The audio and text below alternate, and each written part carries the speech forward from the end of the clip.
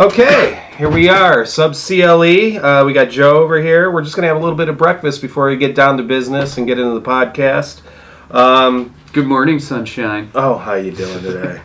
It was a great idea. You said you wanted breakfast. So, Well, you asked me what time to come over, and I said breakfast. Yes. Except your concept of breakfast is much different than well, it's probably my time of breakfast. My breakfast is probably like noonish, you know. Yeah, that's lunch, dude. All right, so stick around. We'll be right back. We're going to get down. We're going to finish this food, and then we're going to go talk about some stuff. We just got done having some breakfast. Joe, thanks for stopping by. That was a fine breakfast. Yeah. Yeah. Well, thank you. I appreciate it. I would not have made a breakfast that well for you. Not because nothing personal. It's just I hate cooking. Well, this is what it looks like in case anyone wanted to know what we had. But no, yeah, you know, when you said breakfast, I was like, cool, whatever. And then I was like, does he remember we're going to do the podcast thing? And I was like, I'm happy to just go out to breakfast with you, you know. And then you're like, I don't care, I just need breakfast. Where we're gonna go, whatever. I was like, well, just stop by here. I'll make something. Anytime. See, you don't like to cook, but anytime that I can find a reason to cook for somebody, for some reason, I don't know if it's the Italian blood in me or whatever, but I will take advantage of that whenever I can. You know. So, hey, yeah, no problems. So now, whenever I have a dinner party, I'm going to have to invite you over. And fine by me. So we were talking about, you know, I think I've said this about almost everyone I know. I don't exactly know when I met you, but I know it was definitely in the, you know, the Cleveland, I would say heavy metal music scene. I guess so. Yeah. I just want to kind of. Well, my impression of you, because I remember, I think you played with, what, like A Few Askew, you know, and then Family Riot, whatever. But I remember just, you stood out in those bands, not talking any trash about anybody else in the band, but the guitar technique and the style and everything, I always thought it was cool.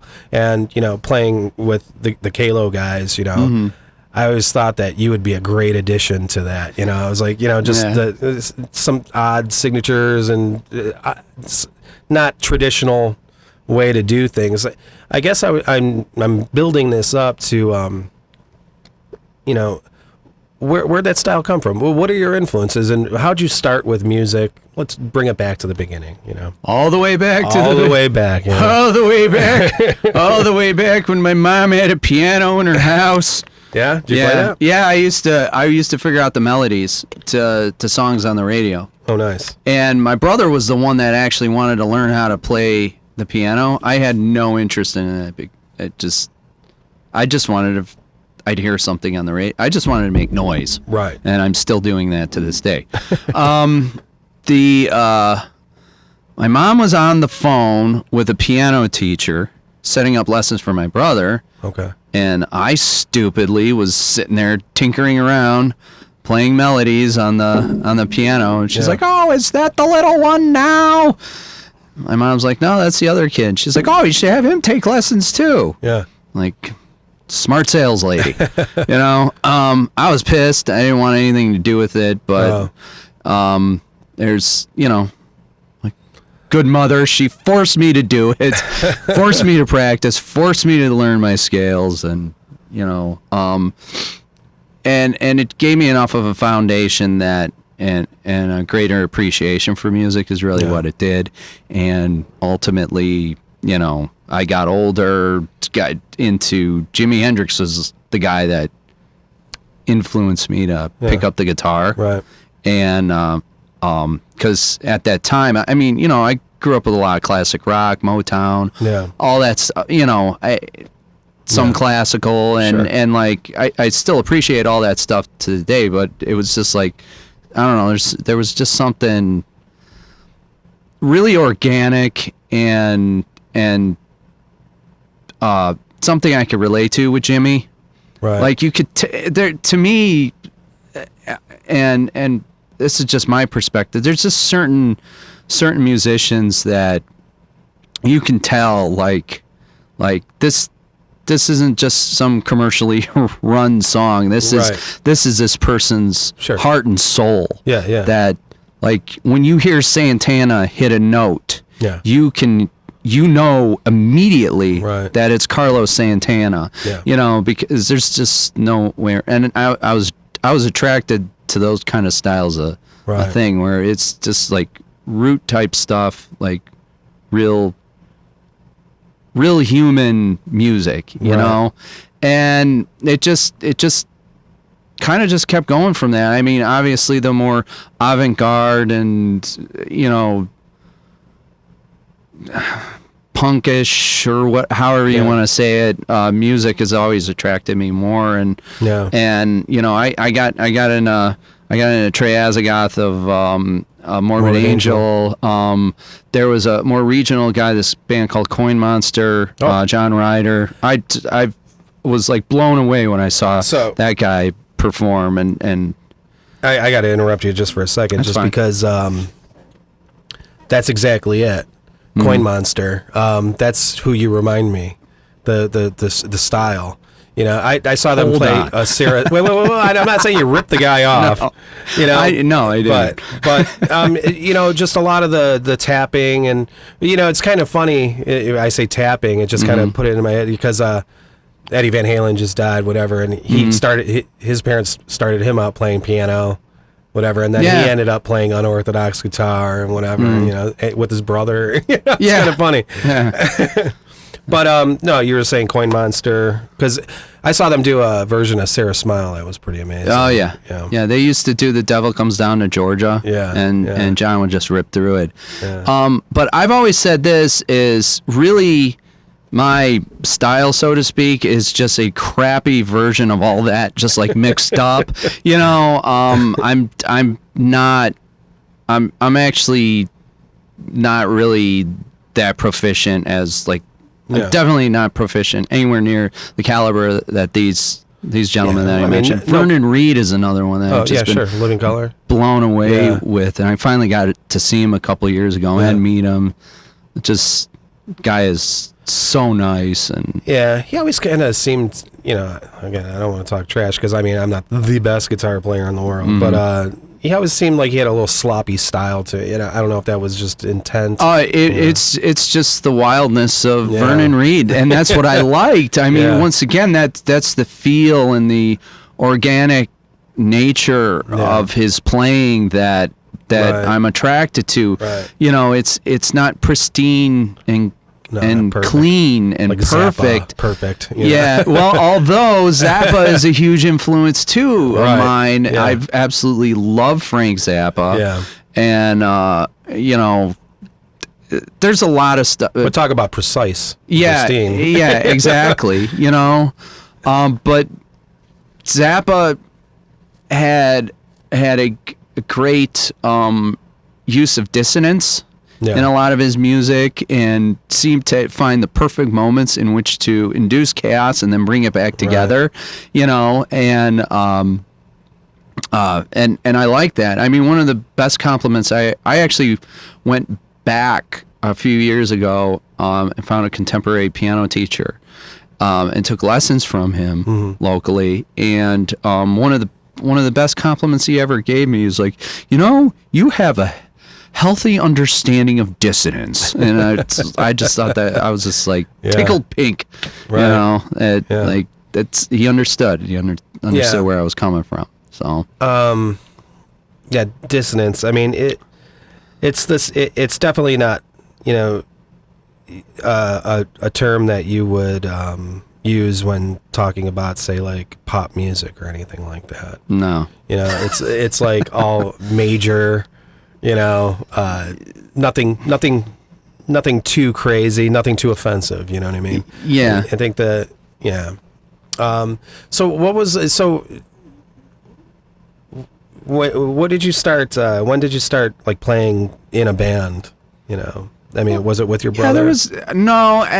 Me and him were just, I had an acoustic guitar, and me and him were just kind of Weird Al Yankovicing it onto cassette tapes, you know? Right. And he came up with this name just because around that time, that's when the death metal scene was coming up through Florida. Happy so he thought it would be hilarious just to call it Happy Rainbow Death, you know?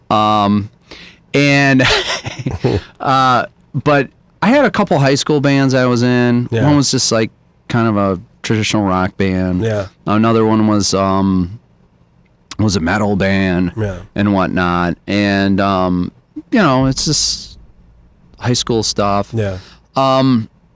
Towards the end of my high school years, I started. You're an East Sider too. Yeah, I'm an East Sider. Yeah. So I actually grew up out in Geauga County. Okay. And started. Me and my brother found a drummer. Our next door neighbor buddy Kevin, who eventually ended up an bass player of Odious Sanction. He started playing bass with us. Wasn't that Scott? Yeah, Scott Bryant. That Scott was the bass player. Scott Bryant was a vocalist. Steve Shalati was a drummer. Right. Gene Burnsworth was the guitar player, and Kevin Farley was the bassist. That was Odious Sanction in the height of Odious Sanction's day. I think maybe when they were gutted, because they were gutted before that, and I think Scott was playing bass. I don't know, but I remember Steve Shalati back in the day bringing that up. He's playing with Immolation. Yeah, he has for years. Yeah. And I just remember meeting. God, I must have been. I remember Flash's nightclub. Used to do musicians night. On Thursday nights or whatever. Yeah, we would do a couple of my high school bands did that. Yeah. And we used to practice in the same spot. It was called the Touch of Athens. It was right over by 25th and Pearl over there, kind of by the zoo.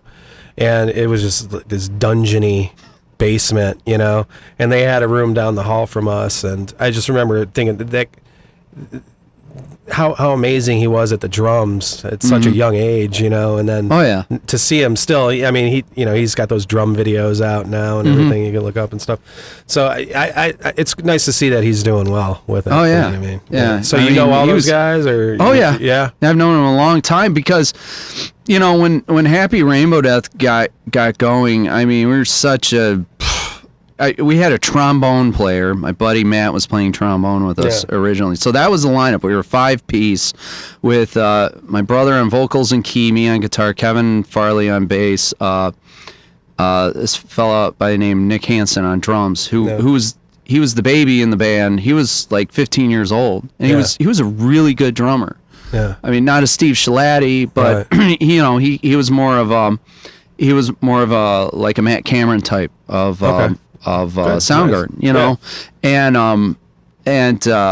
anyways, we made this kind of hodgepodge work, and we played some shows around, and actually opened up for Cannibal Corpse. Nice. Which was one of the oddest.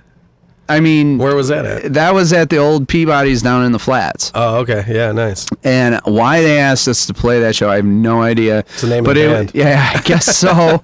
I mean, they'd seen us play before they knew what it was about, I mean, we used to bring.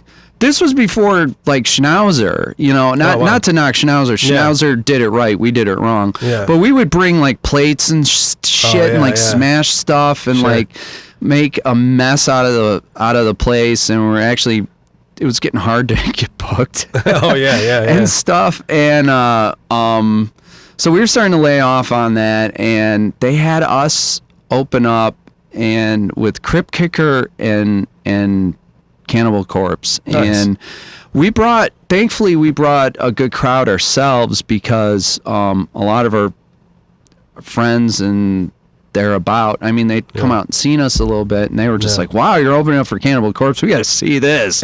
And like so we had a lot of our own crew there, but behind that crew was a not so pleased metal crowd. Oh yeah.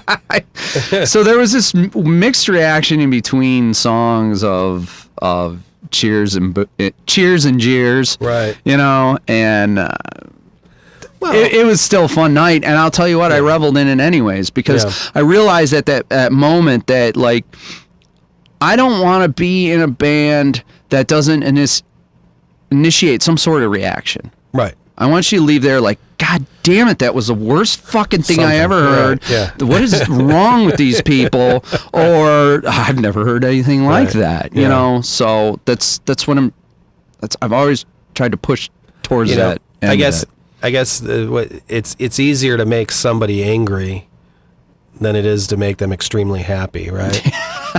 Yeah, especially these days, right? So I'll tell you what.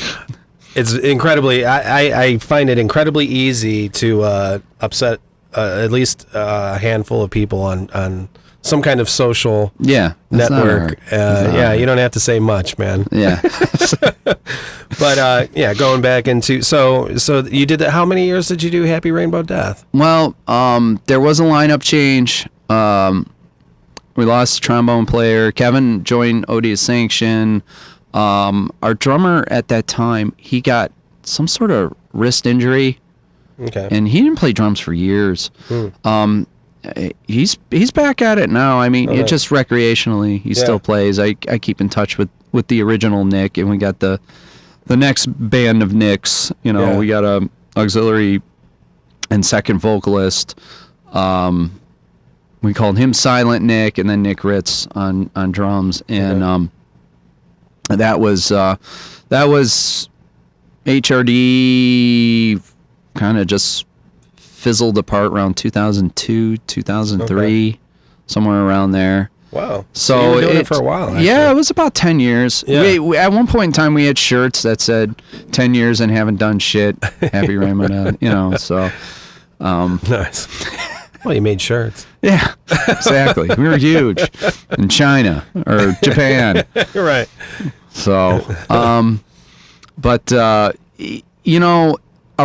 around that time, it was, you go back to the Odious Sanction thing, and what I always appreciated about those guys is they might not have totally bought into what we were doing, but they liked us enough to put us, like Odious Sanction used to put on these big fests and whatnot. Yeah. They would have summer fests. They would do, like, every 3 months out at the Cove in Geneva, they would put on these double stage shows, and they would bring metal bands from all over the region and other such fringe bands as well. Right.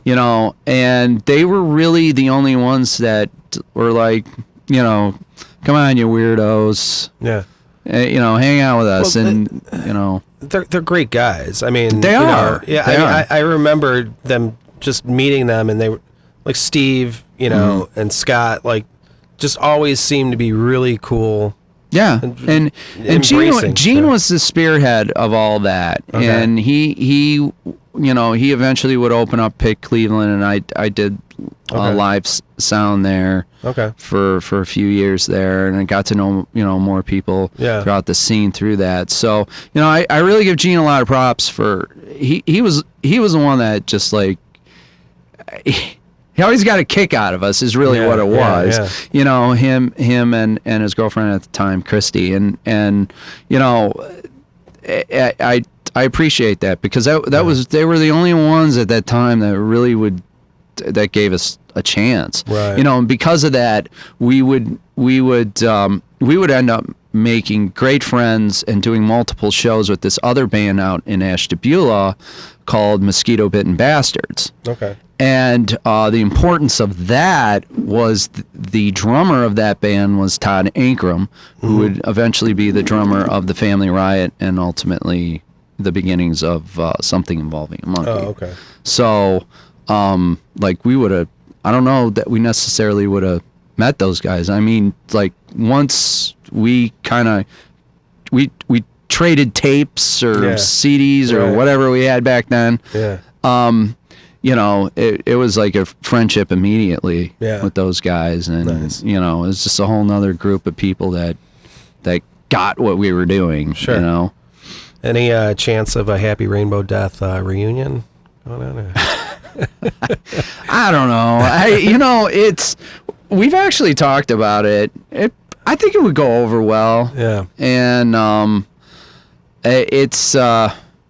don't know. It's been mentioned, and there's always somebody that's like, nah. Right. Me. It was funny. I would say about maybe 8 years ago or something like that. Me and the original Nick Hanson, and Kevin met at his house. Yeah. And it was pretty amazing. We just like, we actually went through a few of the songs and remembered a lot of them. And like, it was, you know, we laughed about it. And then I said something to my brother. He was like, nah. And then my brother changed course. And I'm like, I ain't got time for that, you know? Yeah. So maybe. Yeah. Maybe. Right. There's a better chance of that happening than a Family Riot one. That's buried. I got to hear the story. Why? Well, so not to skip over A Few Askew. A Few Askew was the next band that I had. Yeah. I don't know. We practiced at my house, but I didn't really start that one.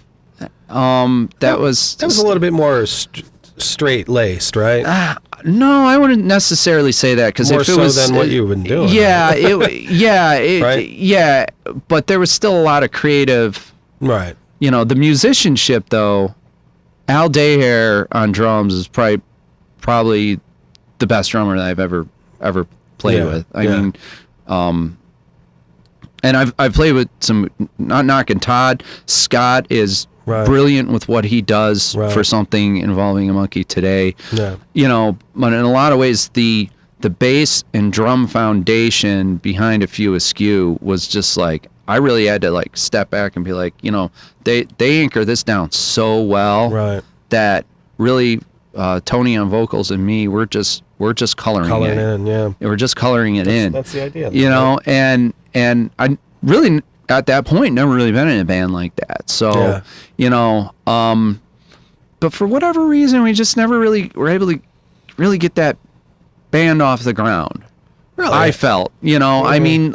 I thought you guys were doing some pretty decent shows, and we were. We had an opportunity. We opened up for Meshuggah. Yeah.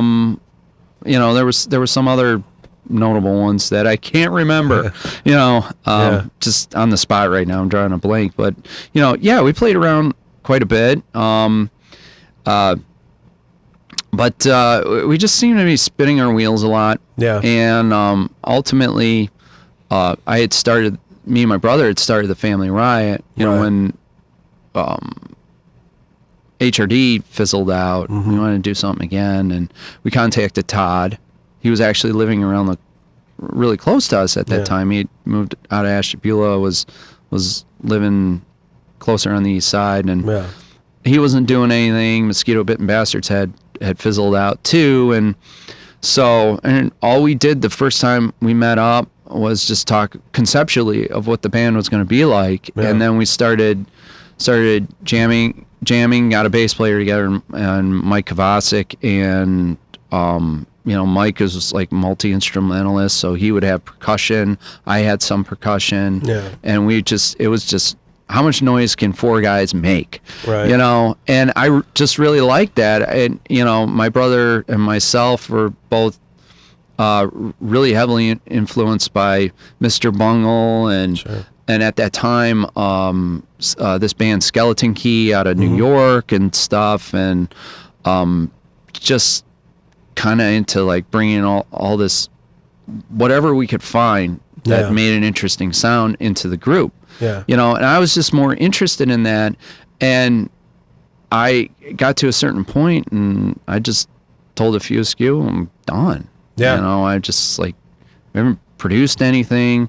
We have all these songs written. We play good shows, but we're not going anywhere without any material, you know, without a CD, or, you know, streaming wasn't a thing then at that time. So there was just nothing there. And back then, recording too wasn't really that much of an option. I mean, now you could do it down here in a, you know, exactly. You know what I mean?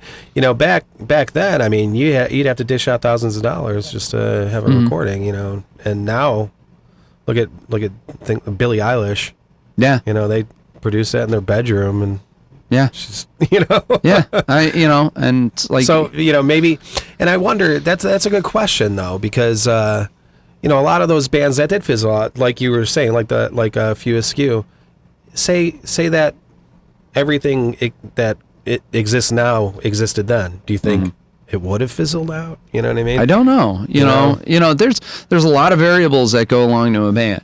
You know, and timing is not just in the music, but where you are in space and time, it make a big difference, you know. And it's you constantly hear about bands that were doing revolutionary things, but just weren't in the right place at the right time, and somebody else down the road, you know, takes what they were doing and actually is it just I guess the public, you know, understands it at that time, or they just present it in a better way, you know.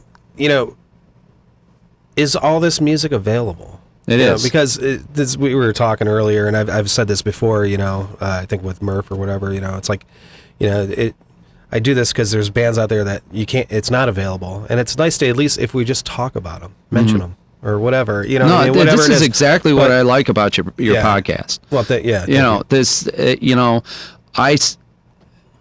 some years ago, you know, as it was around 2013, 14, I approached monkeys. Out of all the bands I've been in, something involving a monkey, you know, I'm proud of what we're doing and what we have done. You know, I feel like we're a sense of growing up a little bit with how I present the music and how we go about our business. Right. And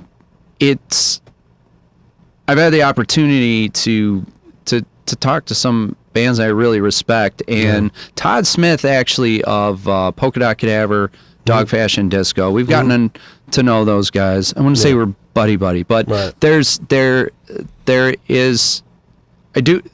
another one of those people that I really appreciate, that they're like that they appreciate what we offer. You know, we very often open up for them. Their fans are very appreciative of our music. Right. They really like us. Literally had some of them come up to say, you should play every single Dog Fashion Disco show that's anywhere in the area of Northeast Ohio. You know, it's not my call, but there's a quirkiness to both bands. Yeah, you know what I mean? No, it makes sense. It makes sense, and you know, and they have a very rabid following, you know. They do really well, and they write really good albums, so it just, you know, they deserve all the props that they get. But Jason Popson in that band? Or no, that was Popson did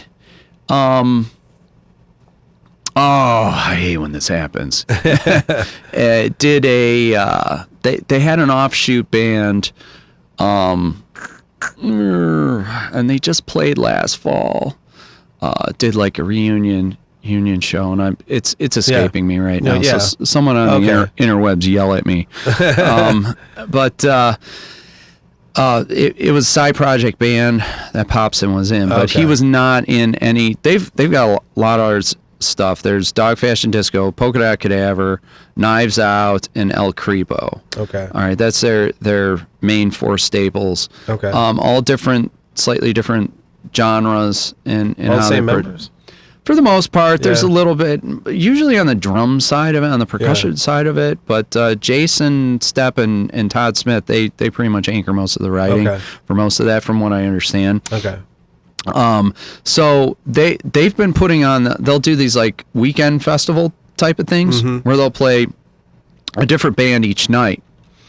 And I approached Todd one time. I'm like, hey, so they have their own label, and Razor to Wrist, and I was just like, you looking for any other bands on there? And he's like, nah, man, we're really just keeping it with, you know, with our groups. Altar Boys. Thank you. Thank you. I could not, and Ryan, whatever his name from that Steve-O show, used to be on that. Dunn? Yeah, Ryan Dunn. Yeah. Before he passed away, he was also in that group. So I approached Todd about you know, getting on the label, and he's like, dude, do it yourself. Yeah. And so I did. I got thinking about it, and I'm like, dude, I know all these bands. I got these CDs just sitting in a closet, and I'm like, and I could take it even further, and with other bands in the area. Yeah. I mean, if the music exists, Right. If you spent the time to put it down, right. You didn't do that just Right. not to have anybody listen to it. That's right. So I started Misfit Toy Records. Yeah. So we're just Yeah. just all the Misfit toys that nobody ever wanted. Yeah. I remember years ago you were talking about doing that. I thought it was a great idea. You know, just have a, you know, somewhere that everyone can find this stuff. You know what I mean? So what? So you have what bands are all in Misfits Toys right now? Everything that I've ever been in. Okay. You know. So all the Happy Rainbow Death. All the Happy Rainbow Death, all the Few Askew album, both Family Riot albums, which on Todd's passing we ended up finishing the second album posthumous to his death. Okay. Me and him had recorded the drums and guitar, and then the band abruptly ended. And so we went back in the studio and finished it after his death. And we did one last show in which we had our friend Brian Pritchard of Dome. Oh, yeah. And who did the last Third World Leader album. Yeah.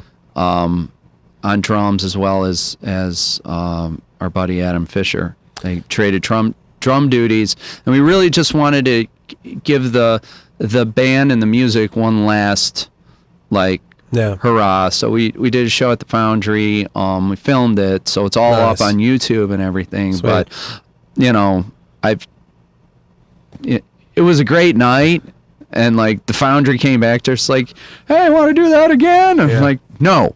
Yeah. No? You know, it was a tribute to it was a final farewell to that music. Right, you know, right. and it's up on the web on streaming sites of Spotify and whatnot. So that's there. Obviously, all the Something Involving a Monkey stuff, Mosquito Bitten Bastards, Phil Hatchett, who used to play with us a bunch back in the day. Yeah. The first couple, the Hemi Devils are on there. I just had Jack. Yeah, I saw that, and I recently put up. We've made very good friends with this Western New York band called the Dreadnecks. Okay. And so I put their latest EP up. Nice. That's available. There was this band that Happy Rainbow Death used to play with back in the day called Benzaline. Okay. They were fantastic. Yeah. They did one album. It really just came down to it was complete selfishness. And I'm like, I want to be able to turn on my Spotify and listen to Benzaline. Right. You know, even if it's just one or two followers a month on there, that one or two followers is going to be me because I want to listen to them. That's right. You know, and Jay Holmes was like, sure, dude. You know, a lot of it's just handshake deals and stuff like that. I mean, there's not a lot of money in this, but when I have the time and an album comes to mind or something comes up, you know, I reach out to the bands, and 9 times out of 10, you know, they get back to me and they're just like, if you know, they're just happy that somebody wants to preserve the music that they created, and I'm happy to put it on there. And I just think it's better. It's more, I call it a label, but it's more of a conglomeration. It's just one place to kind of like just find all this stuff. Right. You know, and you can do that now. You know, you can put it out for the world to see. You know, whether or not it's going to get mass. You know. Advertising, you know, the money's not being put into it. You know, I mean, somebody like Taylor Swift, they're putting in millions of dollars just in advertising. You know what I mean? But just for it to exist and be there, like I said, you know, before digital technology and the internet, I mean, it was probably gone forever. I mean, you know, you have people like even the old, like I found this interesting that like old movies, or they didn't keep like old tape or old film. You know, or it's like rotting on a shelf somewhere, and it just not, you know what I mean? And it's just gone. It's gone forever. You know, whereas if you put it up digitally, I mean, I guess the whole infrastructure of the internet could break down, I guess. They could or something, but it's anything that we do within our capabilities. If it's something that's been created, why not put it in its best environment? And yeah, I guess the point I was trying to make though is, a lot of it always had to be a business because it took money to put it out there and to create it, right? So of course there's going to be a business to it, but I've always kind of had this thing with art, it's like, should it be should you make money off it, whatever. Just the fact of creating something that didn't exist before and putting it out into the world. I mean, it really is, I mean, when you really look at it, it's something that did not exist before. Where did it come from? You know what I mean? It flows through you. Yeah. You know what I mean? But so, and that in itself should be the gift. That should be the thing. How do you put a monetary value on that? It's really, and that's why a lot of this ultimately is a vocational thing that I'm doing. I mean, I understand that, and I think the bands that are on it understand. It's just like there's only so much I can do. But it's better to have it there than not have it there. Right. Well, now you're gonna get the SUB-CLE bump. Yeah, there you go. MisfitToyRecords.com. Link down below. I hope you're ready for the flood. But anyway, tens of people. I said that one time. Tens of people. Somebody corrected me and said fives. I was like, okay, all right. I think we got there's a good 30 to 40 followers right now. Where were we? So you did the record label thing, but we were at Family Riot. Yeah, we started that group, and we self-produced an album, and then we did the second one with Matt Lucy. He had like 3 different studios around that time, so I don't even know which one it was. Yeah. Matt also did the Few Askew album, and he did the first Monkey album. Yeah. So, and once again, that just Family Riot just abruptly ended, and that's more my brother's story than mine. So I'll leave it at that. Right. And me and Todd we just wanted to keep doing something, and then we got a hold of Bezo, and I think he pretty much explained that whole story. So watch the Bezo podcast. Right, yeah. Anybody just go back. We're not going to go back through that again. No. But, Bezo is great, because I think we were, because when we were doing the stuff with Dave Kalo and Mike just, got a girlfriend and a couple kids, you know what I mean? And so, but we asked Bezo to just play a couple bass. He's like, yeah, totally. Came in, nailed it, whatever. We're just looking to record. Just a quick recording, you know what I mean?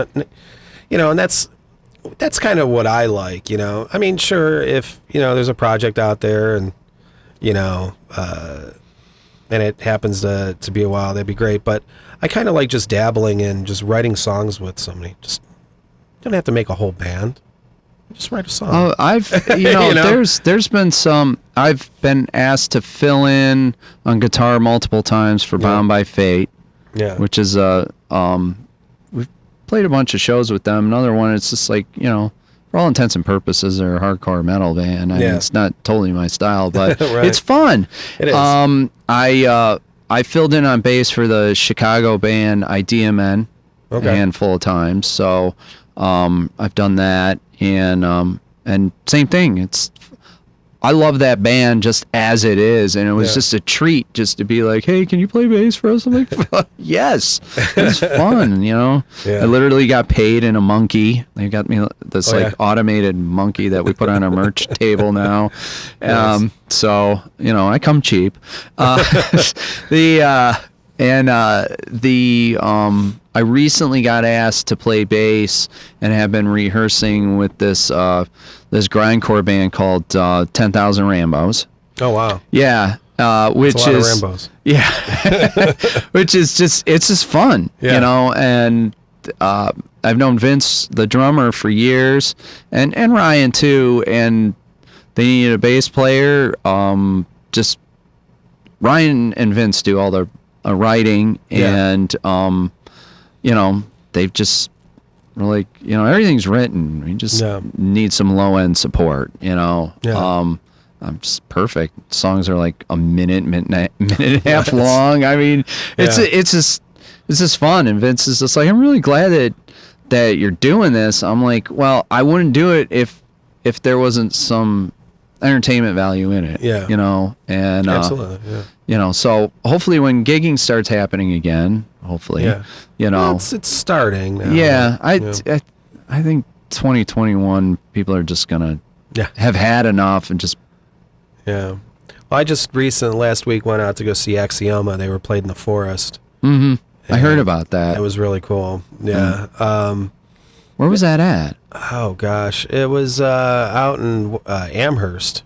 Okay. Yeah, and it was kind of cool because they had they set up the stage in front of this stone wall, like a rock formation, not like, you know, a built wall, but it's like I don't know if they excavated it 100 years ago or whatever, you know, but it was just and they set up in front of it was almost like a little miniature natural amphitheater kind of thing, you know.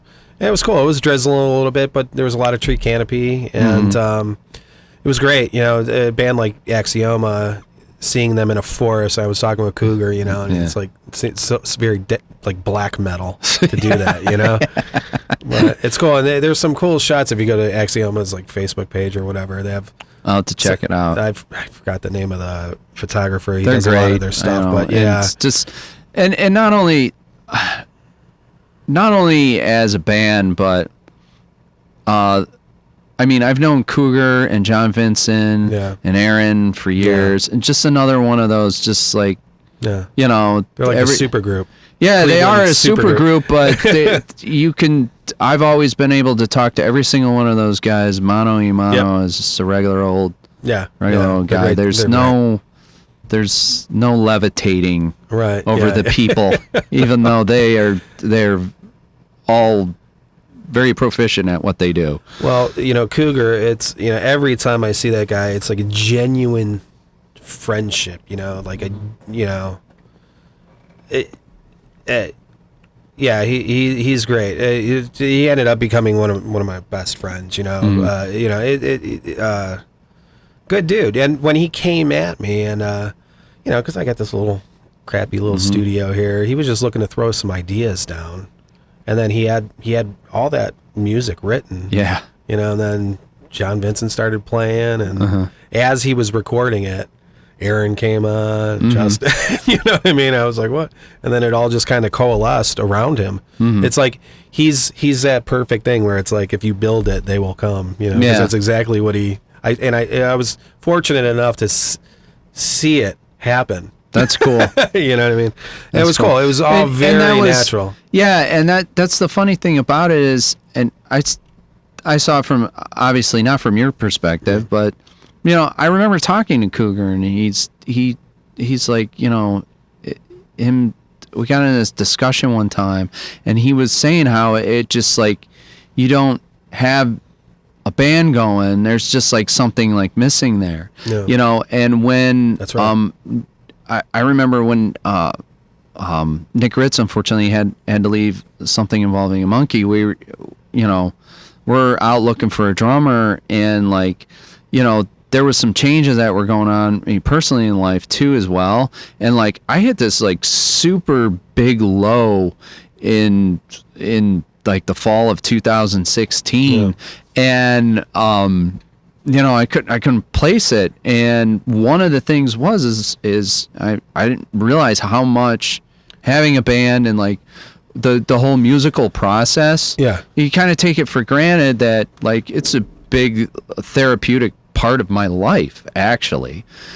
It's funny you say that because I've had that same exact conversation with Cougar, and I remember when I started playing with the Battle for West Park guys. I never played bass before, and they were looking for a bass player. I was friends with Pro Cop, and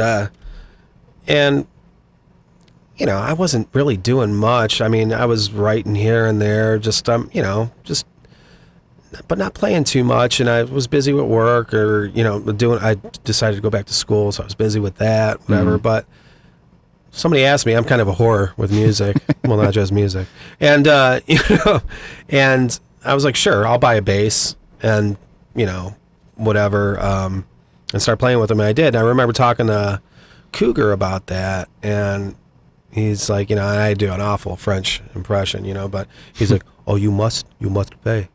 You have, not play. saying I have to, but just in general, as human beings, we need to express ourselves. I've always said, that sound like a broken record saying it, but, just like you breathe in and you breathe out, you breathe in the good, you breathe out the bad. Your brain is the same, so I always said, I'm sure I've said this before on here, but, like all these people that watch TV, I don't watch a whole lot of TV. I'll put on couple different. I own a TV and I don't even know why, because I never turn it on.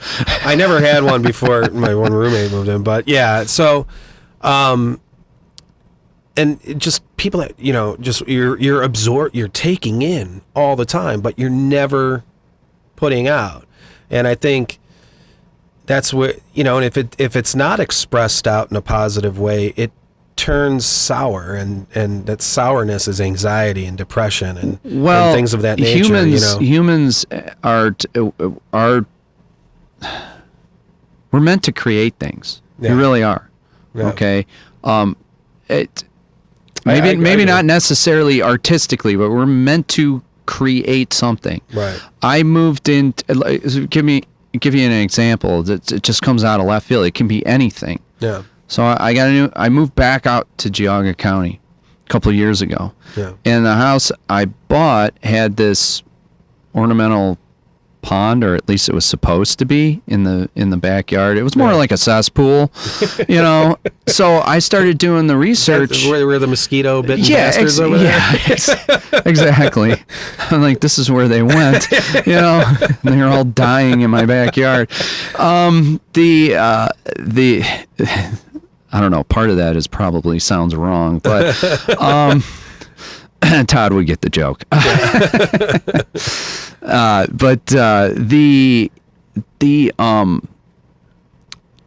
I started researching into like an ornamental pond and whatnot.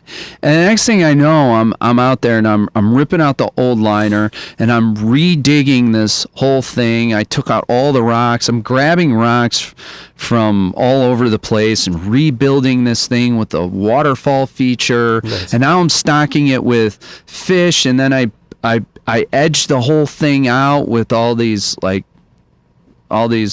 flat sandstones and stuff like that, and like built this whole thing. So this summer, while we're watching, a lot of people are watching the riots and all sheltered in place, I was first off, I worked through most of it, and I'd come home, Monkey, we decided we're gonna still write during this whole thing. Yeah. We're gonna take advantage of this. One of my questions. Thank you for doing it for me. So, and two, I was just like, I'm gonna turn this cesspool into something sweet. Yeah. And put some koi in there. Yeah, exactly. I did that whole thing. Yeah. Most of it myself. There's certain aspects of it that I needed. I needed a second pair of hands to move things and stuff like that. Yeah. 'Cause some of the rocks are pretty big. But it's like there was one day it was just like, what the? If you would have told me a couple of years ago, dude, you would have gotten like super. You're gonna get super deep into aquatic yard structures in your backyard, I would have been like, what the hell are you talking about? Right. But I got into it, Yeah, and I really, really like it. That's awesome. While the rest of the world's going crazy, I'm just like, you know what?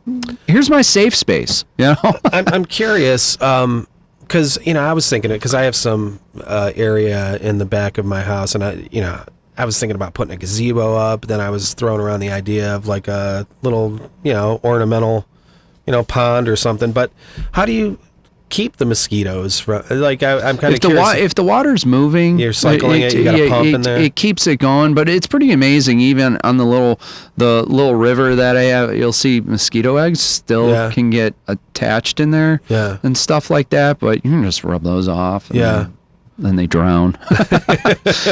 So it can still happen, but I mean, I have what I ended up building, and it was about 3 feet deep. I call it my hillbilly jacuzzi. I mean, it's just like, it's 18 by 11 and kind of an eggish shape, and I'm just really proud of it because it's one of those things. It's just like, I built that. That's right. And once again, while everything was like, I had somewhere to go where this was just, I can exert some energy. It's quiet there. Right. I don't have the rest of the world yelling at me from all sides on their points of views and opinions and whatnot. And I can just empty my head. Yeah. As the Buddhists say, when's a cup most useful? When it's empty. Right. So I can't, if my head's just full of crap or doubt or whatever, it's just really hard to function.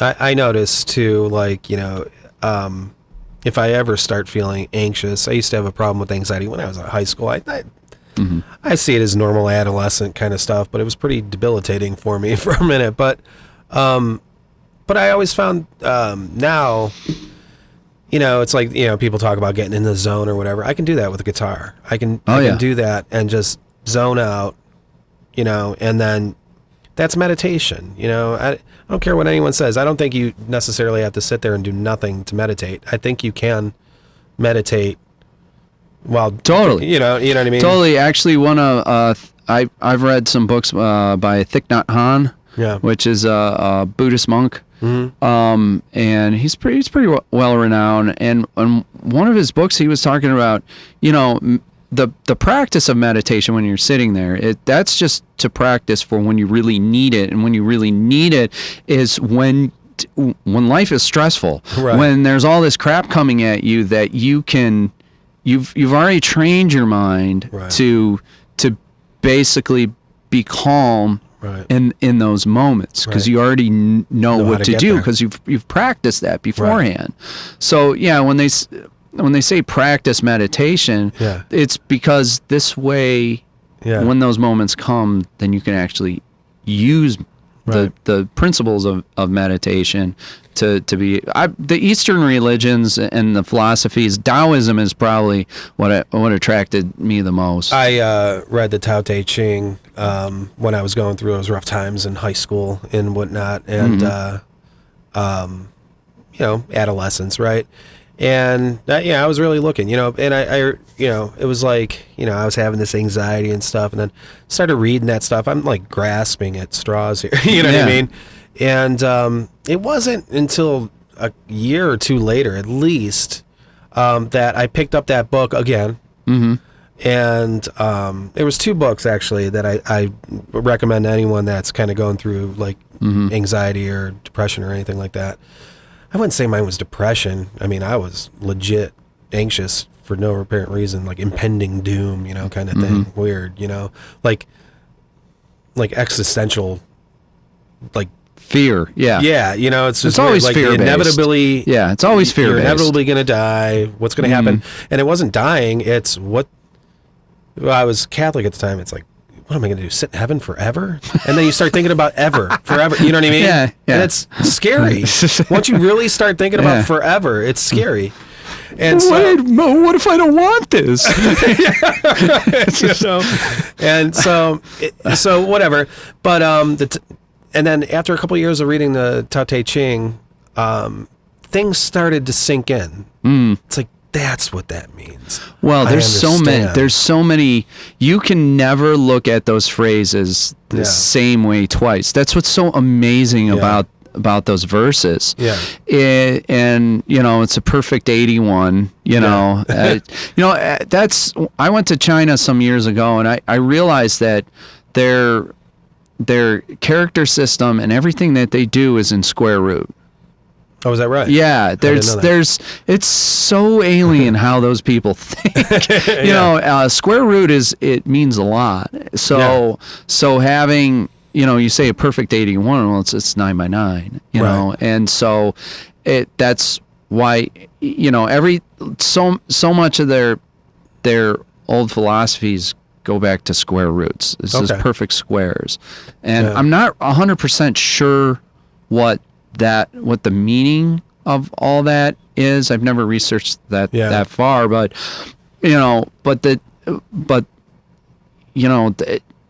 2016, I was reading those phrases a lot, and you can read, because there's different ways of interpreting it, and it's old kanji. It's like people debate it, what its meaning, but there's an awesome website called Daotastic that breaks down each one of those verses, and there's a couple books that I've gotten over the years too. I even have an app of the Tao Te Ching on my phone. It's funny. It means a lot to me. Well, it's funny you say that, because I think there's even one in there that says, if you claim to know, then you don't know, kind of. Exactly. So it's just funny that people are debating these things and whatever, and it's like claiming that they know what it means, but it's like, it means something different to everybody. It's and that's the Tao is the unknowing. Right. If you can name it, you don't know it. Nameless, I think that's the third verse or something like that. I mean, and to me, that's, for me personally, it's people that say I know what God is, and they paint this perfect picture of what they feel that is. It like, I immediately, it's just like, well, then that's not big enough for me. I mean, it's well, and it's like what I get out of it, and obviously when you see somebody going through something that is similar, you can tell. You're like, well, I know that feeling, but it's not like I can't explain how to think or what to do or whatever. The thing about all of that stuff is when it comes to depression and this is one thing that a lot of people don't know, is I've been in recovery for like 12 years. Oh, is that right? Yeah, and this... From what? Depression? No, from alcohol and drugs. Oh, is that right? Yeah. Oh, okay. So, and I kind of... Is it that bad? See? I just never knew you to be that huge of a partier, I guess. I don't know. Yeah, well, it was. Yeah? I mean, I definitely wouldn't... I spent a long weekend in jail because of it. Is that right? Yeah, so, and I still didn't stop. Really? I kept going for a couple more years. Oh, wow. And on probation and all this stuff, and just dodging the whole judicial system, and it was getting pretty bad. I caught myself just in the nick of time. Well, that's good. Before I really did some like permanent damage to my record and everything else. Right. But, I've always kept that stuff close to my chest, because I hope that people meet me for who I am, not like, oh, Joe is the guy that, doesn't drink, or crackhead, ex-crackhead, or whatever. You don't want it to define you. No, it really isn't. And quite honestly, the concepts that I've learned on the recovery side of my life can be used for anybody. You don't have to have an addictive personality. Like, there's just some people in life that just seem to grab onto these concepts naturally, but most of us don't. At some point in time, there's these anxieties and fears and and all these other emotions that come up, and they really cloud your vision on like how to properly navigate. Right. And so, it's learning how to,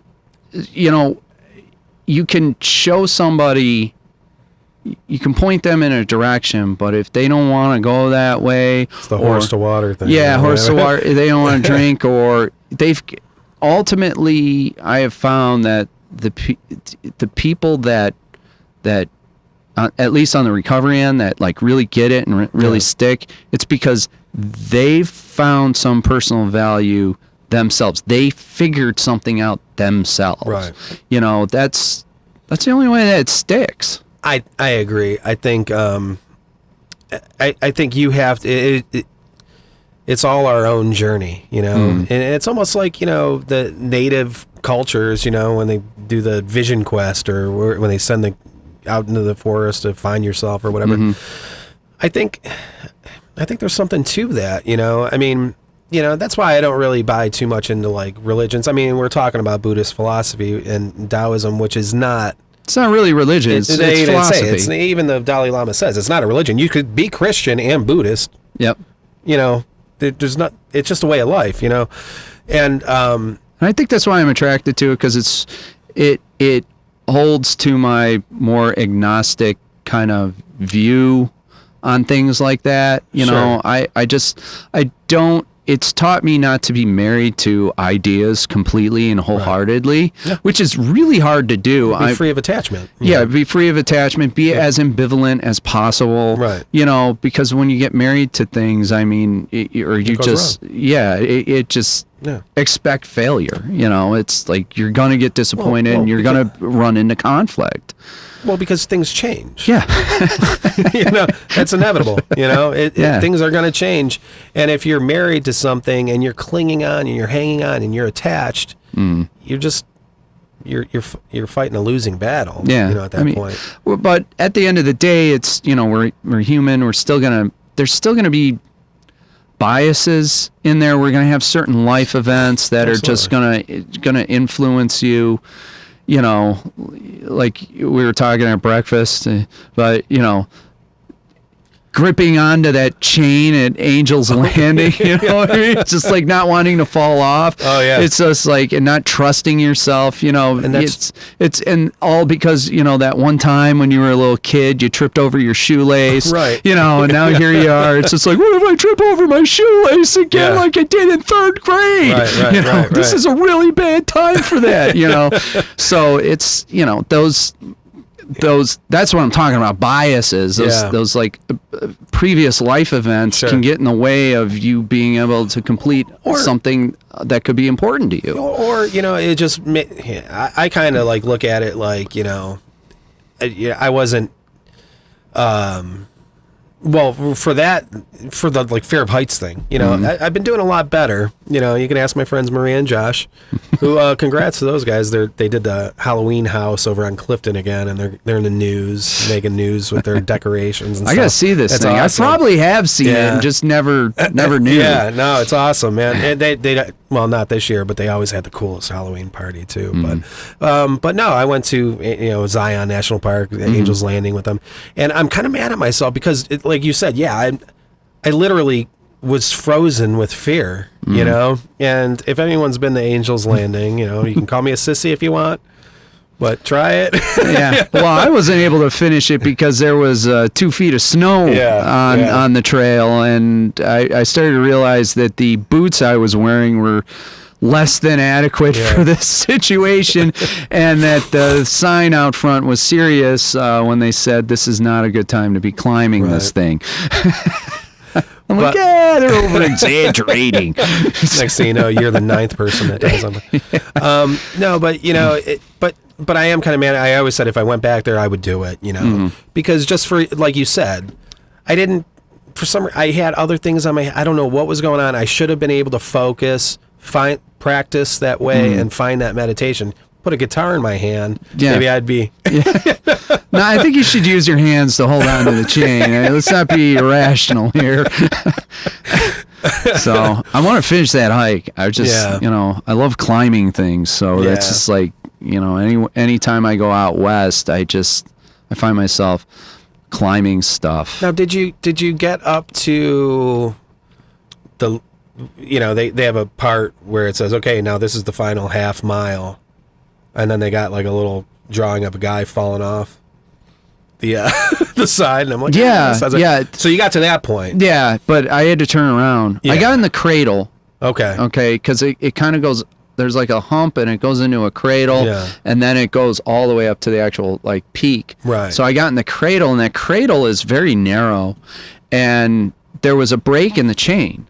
Well, when you can actually, when there's not like ice and snow on the rocks, that would be fine, but I just got to the edge of that, and I'm like debating with myself, and it was the same thing. Am I being a pussy? Like, no, you're being rational here.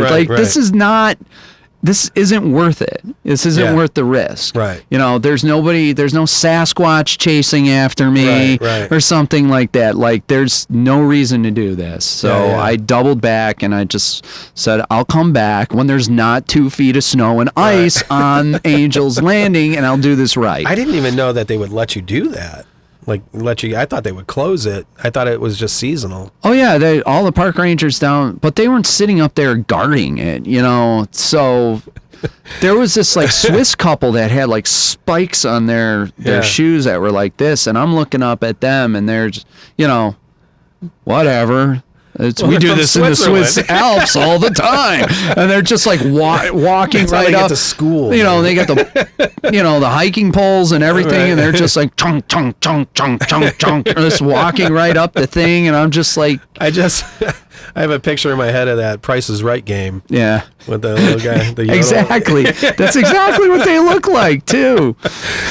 That's exactly what they look like. So you travel a bit. I try to, as much as I can. Yeah. As much as I can. I've always enjoyed, I had the job at the airline for many, many years, and I was able to do a lot of traveling. Maybe when my job fires me, that's what I'll do. Yeah. But what are some of the cooler places that you've been to? I mean, besides what you went to China. What part of China was that? I went northern China. I had a buddy that was living there. He was living in Dalian. Okay. And I went and visited him for a few weeks. We went to Anshan. We saw some of the Buddhist temples up in the Kian Mountains, and that was awesome. That was really cool. And we took a night train to Beijing, and just ran around Beijing. Were you like the tallest guys there?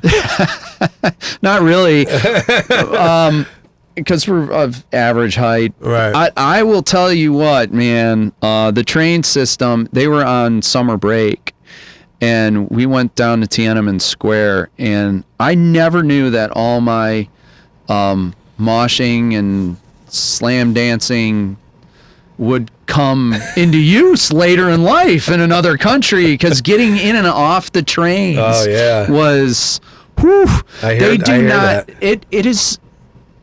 it's pretty interesting. And I was warned about this ahead of time by my buddy. He's like, one-on-one, I had so much great encounters with Chinese people one-on-one, but when it comes to like them going somewhere, they're laser focused. Right. So like they don't form in lines, and like getting in and out of places, they just go. Right. So the train doors open, and the people that are trying to they don't wait for the people to get out to make room for the people getting in. Right. They just bum rush the thing. Right.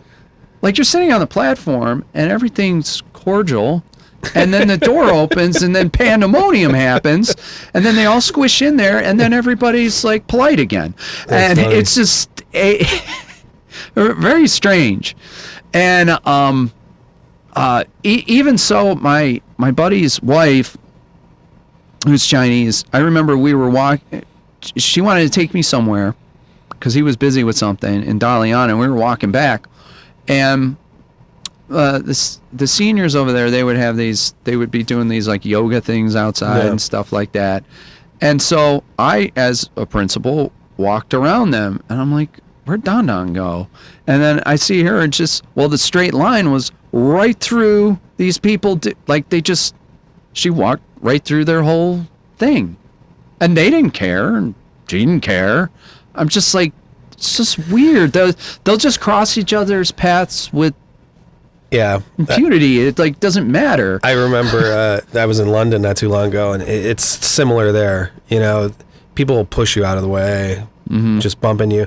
I remember watching. Was waiting to cross the street. They're all standing on the curb. You know, I'm like kind of second behind people. And there's a guy just standing on the curb. This guy like crosses the street and he goes to get up on the curb, and nobody makes eye contact. A lot of people don't. I don't want to say nobody, everybody, but, and it was like a standoff. They were both just like standing there, not looking at each other, but not moving either. And the guy's just kind of like moving around trying to, I'm like, just say, excuse me. Just look at him in the eye and say, excuse me. Just do that. It was so crazy to me. Yeah. I remember the one day in Beijing, I went to get a coffee, which was hard to come by over there, but I wanted a coffee because everything's tea. Yeah. And but I did find a McDonald's that had coffee. The biggest coffee you could get was like a shot of coffee, but whatever, I'll take it.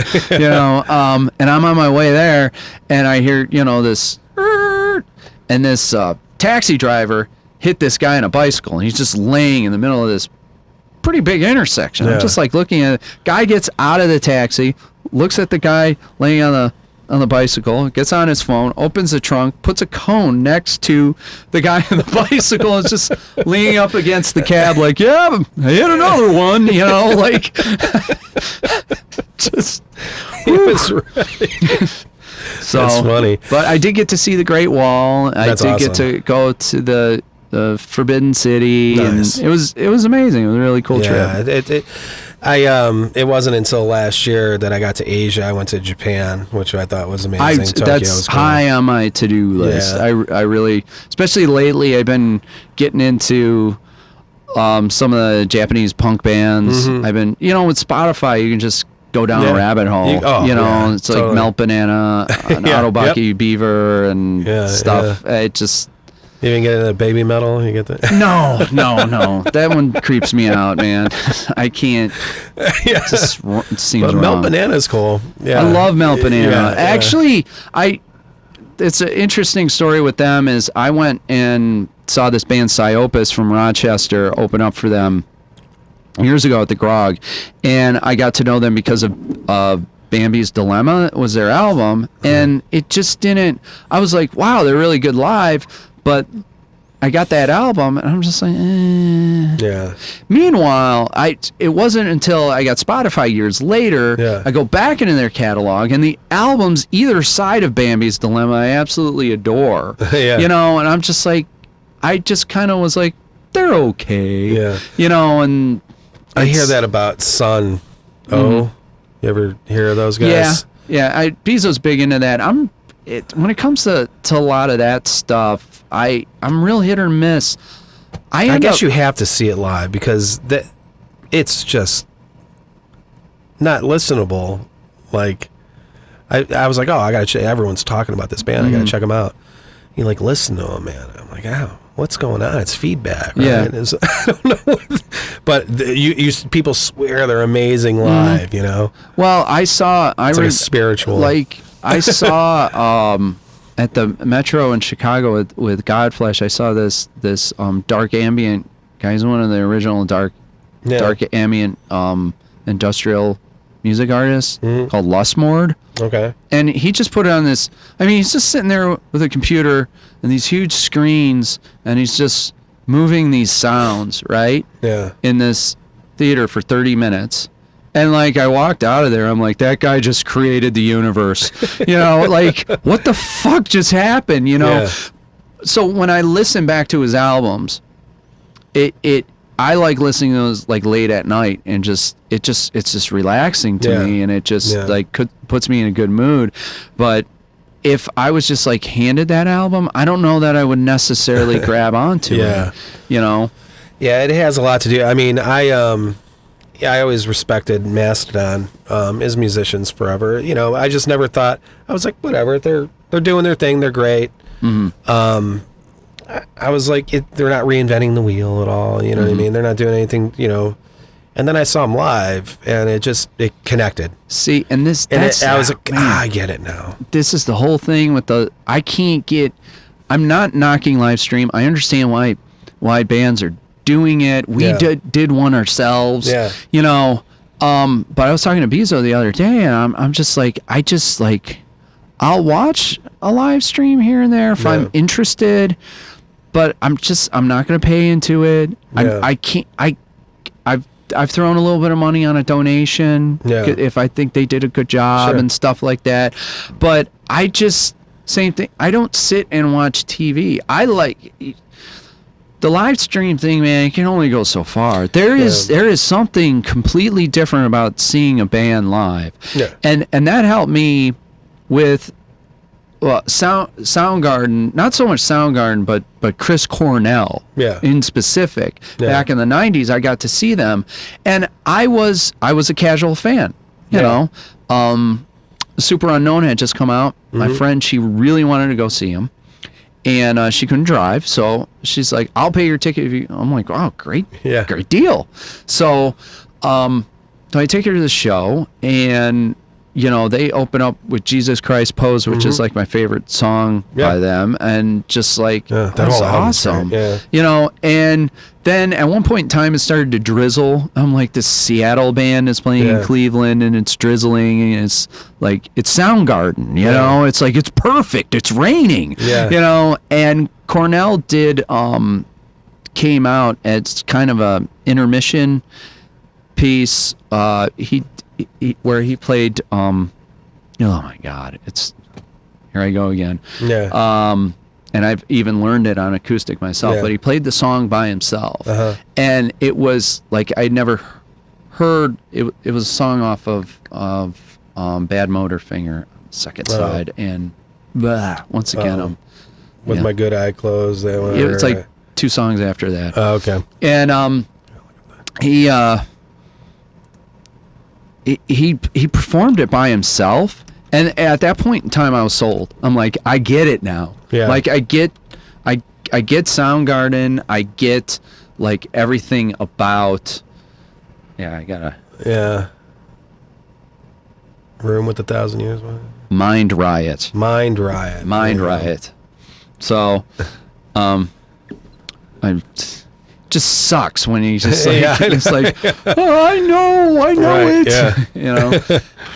But he performed it by himself, and I was just like, I was just blown away, and it was just, that's when I fully understood Soundgarden. You know, I always thought their name was perfect for that band, Soundgarden, because the sounds were so, especially like on Bad Motorfinger.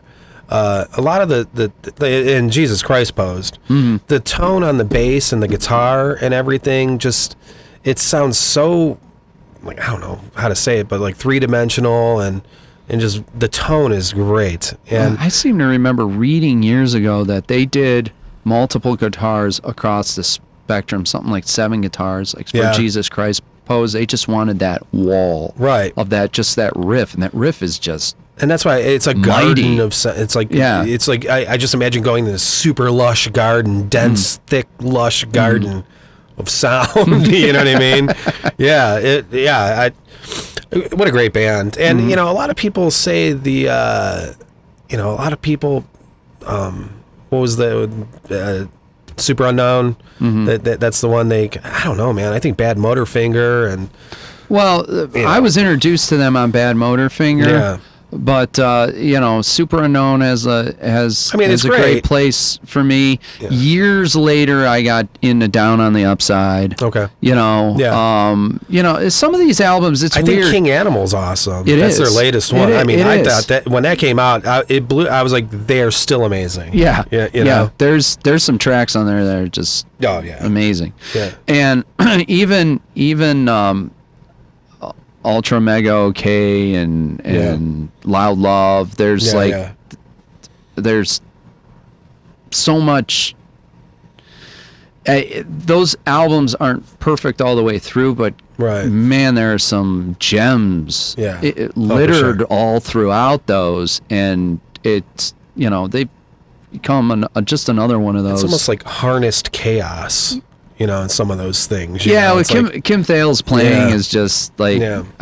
once again, it's just like you got the beauty of Cornell's voice, Yeah. and then they have no problem of like throwing dissonance up against it Right. at the right appropriate times, and then bringing it all back together. And Jesus Christ Poses is probably, once again, going back to the dissonance thing, Yeah. it comes out of noise Right. into this Yeah. huge orchestra Right. of sound. And then Cornell's voice is like, at that time, he could hit that range so high, Yeah. and it wasn't like metal. It was Right. like it had balls behind it. It was almost like a horn. Yeah. And then yeah. it ends, it falls back into its chaos Yeah. that it came out of. And it's just like so well crafted, just the visionary concept of it. Yeah. It's just, I love it. I agree. That is one of my favorite songs too. I mean, I remember working downtown at Punch Bowl Social, and that song would come on. Mm-hmm. Jesus Christ Pose. You'd have like some R&B. It was all like hipster kind of mixed I'm music. surprised that song would come up. And then Jesus Christ Pose would come on. That one and Honey Bucket by the Melvins. Interesting. Yeah. Yeah, and I was just like, what? And then it's like, and then it's just a bunch of other, pop stuff, and then they'd throw in those, it was kind of strange, but and I'd always enjoy when that song came on. It never gets old. So, God, how did we get from like traveling? We're talking about music again. Yeah. How dare we? How dare we? Because I wanted to go into because I know you went to Easter Island. Yes, that's And I a special think that place. is the coolest thing. I don't know anybody that's been to Easter Island. I didn't even know you can go there without doing some kind of research or something, Well, I did go through a travel agency, Yeah. Just because I wasn't really sure how to, what's reputable, It's like the Galapagos. I mean, can you, I don't know. Right? Can you? Yeah, next to the Galapagos, it's one of the most remote places in the world. Yeah. I mean, the island's like 3 miles by 2 or something like Yeah. that. The day I landed there, because it's technically under the sovereignty of Chile. So there's one flight a day from Santiago to Rapa Nui, and then Rapa Nui back to Santiago. And their airport's hilarious. Yeah. I told you at breakfast. Yeah. It's literally like a straw hut with one terminal. These two very lackadaisical Polynesians stroll out with, stairs, rolled out stairs to get you out of the airplane, and stuff. Right, yeah. And they don't work real quick on moving the luggage, but whatever. You're in Easter Island. Who cares? It's chill time. You're on island time. I had the best tuna steak of my life. Yeah, they have restaurants there and stuff. Yeah, everything. There's nothing corporate there. Right.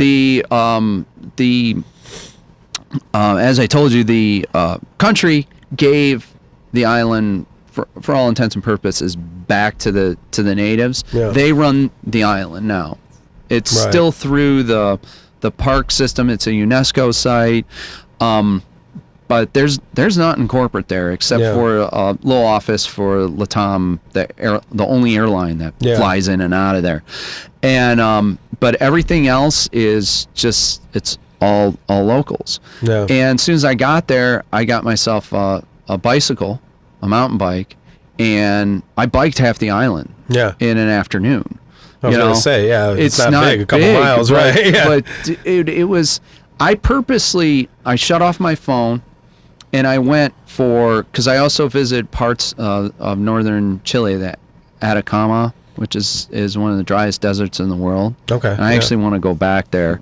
So I deliberately went by myself. I deliberately kept my phone off. Yeah. And I just... Would you even get reception out there anyway? I mean, I don't know. No, not really. They did have Wi-Fi at the What's the population there? Of the island, Yeah. I think it's a few thousand. There are more horses on Easter Island than there are. There's just dead horse carcasses lying Really? about. There's all kinds of wild horses running around there. Yeah, I got Why is that? myself. I came back with a skull head of a cow, of a baby cow. How did the horses get? I mean, did they bring them over there? Yeah, they just brought them over, and because there's like, they just the human population died down to about 117 at one point in time, and the animals just started taking over. It's crazy. Yeah, so I'm sure they eat horse there too. I mean, it's just there's more horses on the island than there are people. Yeah, that's funny. And anyways, it's a magical place. I got no reason to go back there again because I'll never experience it the same way as I did before. But I deliberately went there by myself because I figured it's the most secluded place in the world. I was not bored once. I made friends everywhere where I went. And it dawned on me that if I ever get in the mindset back here in Northeast Ohio of being lonely, that I've created that, and I'm creating my own pity party, and that loneliness for the most part is a mental construct. It's not real. You do it to yourself, right? Yeah.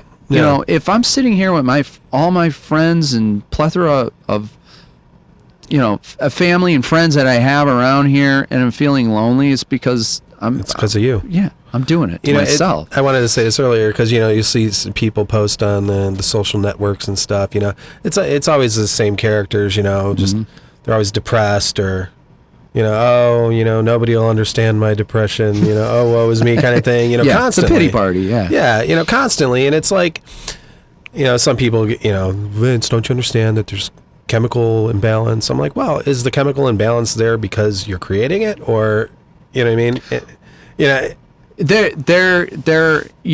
There's.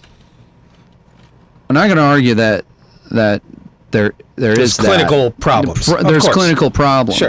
But are you feeding into that? Right. Or are you working against that? Because it won't take long for a psychologist, psychiatrist, or a therapist, whichever one you go to figure out where the triggers are, if you're being honest with a professional, right? And then an action plan can be put in place to, that's right. Maybe there is medication that's involved in there. Maybe it's just personal habits that need to change. Sure. And I know I had to do that because that stems from the world of addiction and alcohol. That's like that stuff. I don't feel good, so I'm going to take this outside substance and put it inside me because I know that makes me feel good. Right. Problem is, it solves nothing, and the underlying issues. It's a temporary. It's a Band-Aid. Yeah, exactly. Yeah. And then the Band-Aid starts not to work anymore. Right. Yeah. So. No, but going back to Easter Island, so what was besides, was it what do they call them, monoliths? Statues. Moai. The Moai. Yeah. Yeah, it's just amazing. They kept making them bigger and bigger because each chief, there was like 2 or 3 tribes on there at its peak. It is a lesson in overpopulation. Right. That was one of the main things that happened. That's why the island got deforested. I was going to say, there's no trees there, is there? Not many. Yeah. Yeah, I took this one picture of a tree on top of this hill, and it just reminded me of the Lorax, right? Yeah. Stuff. Dr. Seuss thing. Yeah. And it was, each chief wanted to make their Moai bigger than the one before, so it's just like my dick is bigger than yours, So they just got better and better at moving these things and constructing them. They figured out how they put them up on the pedestals, which they call ahi, and the only thing they never figured out is how they moved them, because the quarry is up the hill, right? At least there are they weren't working against gravity, but still, how'd they get them down there? Right. And the ancient legends always said that they walked and stuff like that. So that's where I got into Easter Island because of Eric Von Daniken, which is I was introduced to when I was a teenager. Chariots of the Gods, which is the beginning of the whole Ancient Aliens thing. Graham Hancock.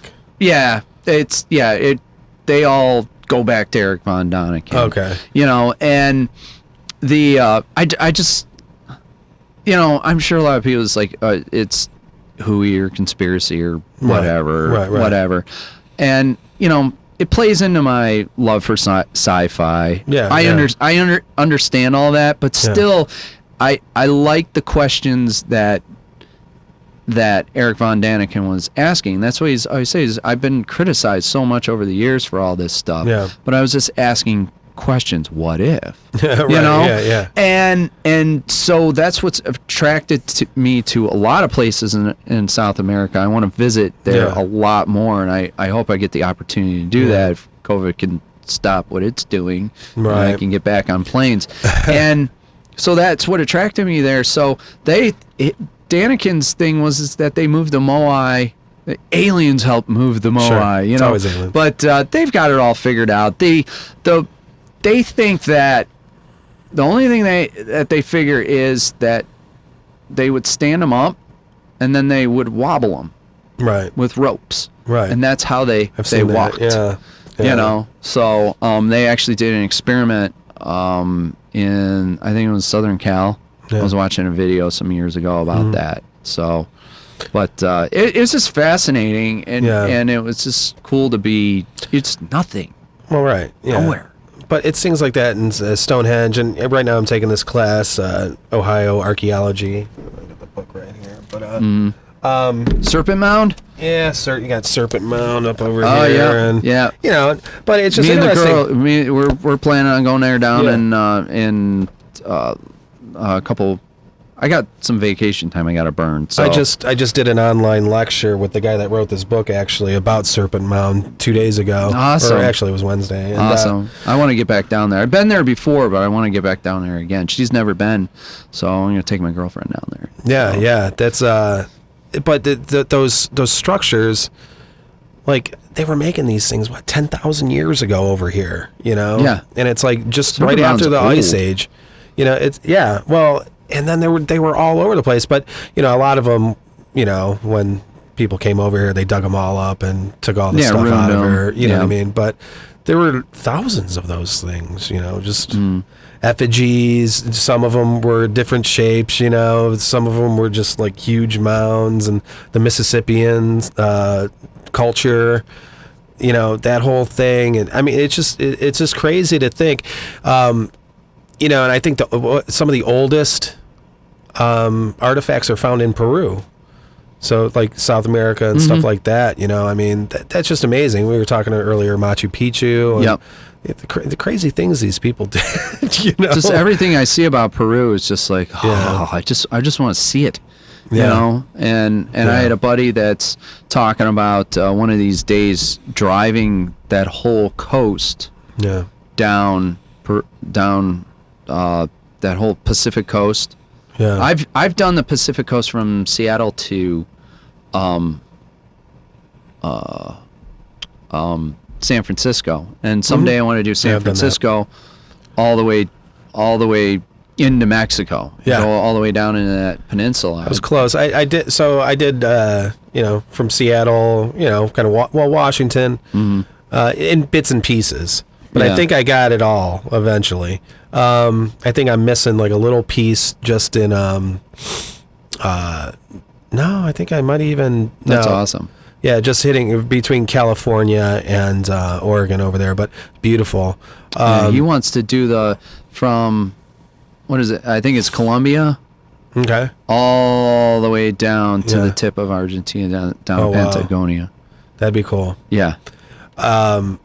Yeah, but no, and then I did the stretch from San Francisco down to LA, and but it breaks up. You can't, once you get into like LA, you can't ride the coast. Yeah, you know. Yeah, I mean? I've flown into LA and gone up through Maui and Malibu. Or Malibu. Yeah, Maui's Hawaii. Sorry, we were talking about that earlier. Malibu and you know, up into Ventura County and stuff like that. Big Sur. Yeah. You know, so I've done that just because I had some friends over there. Yeah. You know, yeah, I'd like to do the whole thing. Yeah. And when he mentioned about that, I'm like, well, shit, man, let's do South America too. Yeah. Angel Falls is another one that I really want to. It's just Venezuela right now. It's just, I don't know how I navigate that right now because it is in Venezuela. Yeah. And you gotta go through. I've been trying to figure out if there's a different way than go through. Yeah, Venezuela's. They have a little unrest. Yeah, right a little now. bit. It's a little. But yeah, I mean, where else? I mean, see, I've never been. The farthest south I've been was I don't know what would have been Guatemala, Belize. Okay. I don't know which I've one's never more done southern. Central America. So you've actually done a lot more traveling than I have. I don't know. States. Yeah, it's not a competition. I know. Well, you were. I mean, you had a great opportunity. But no, I up until I went to Japan, I always wanted to do Asia. You know, a big part. Southeast Asia is big on my list. You know, I'd love to see like Cambodia, Vietnam, Thailand seems. I would love to do Thailand. You know, it just seems a little bit. You know, that's what everyone does, kind of thing. You know, I like to feel like I am. I don't know, alone, I guess. I don't know why. Yeah, you know, I like to feel like I'm completely like a fish out of water. Yeah. That's what I want. But you find a lot of these places you go are very Americanized. They have, but it's, you know, I try to go off the beaten path as much as I can when I travel. I like to rent a car and get lost somewhere. Yeah, you know, whatever, and like,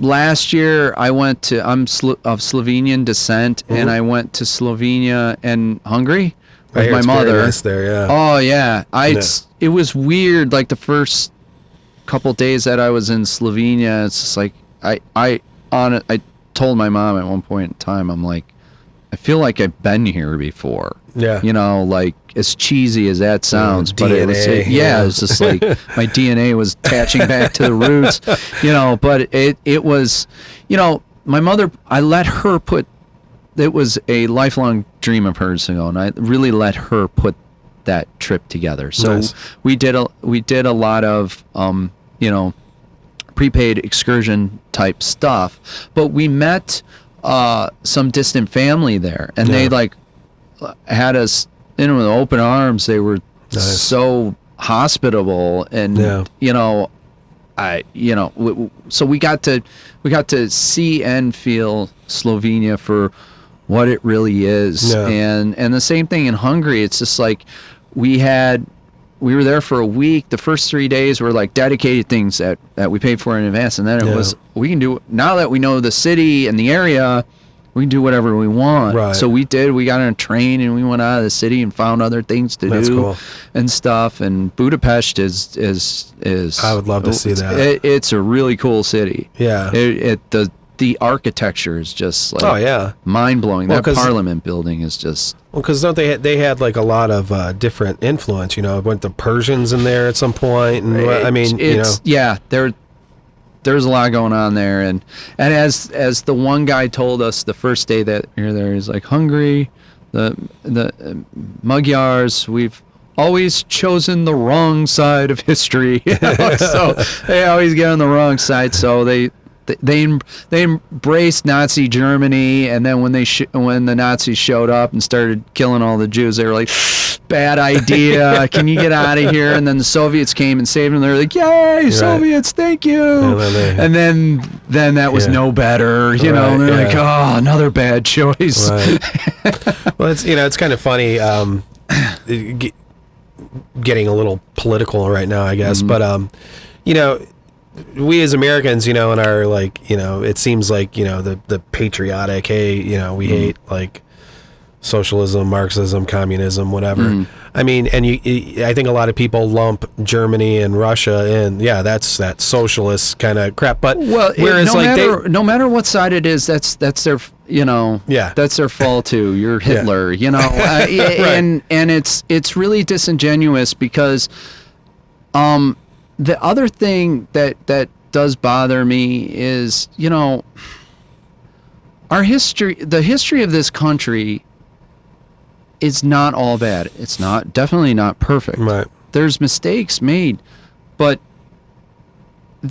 can't we pat ourselves on the back every once in a while that we're trying to fix the wrongs? Yeah. Well, and that some of this stuff takes a little bit of time, and the mistakes take a while to be corrected.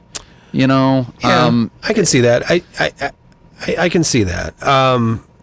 I also see it like, I mean, you go to any country, their elementary history class is going to glorify their government. They're the greatest. I mean, you go into Russia, I mean...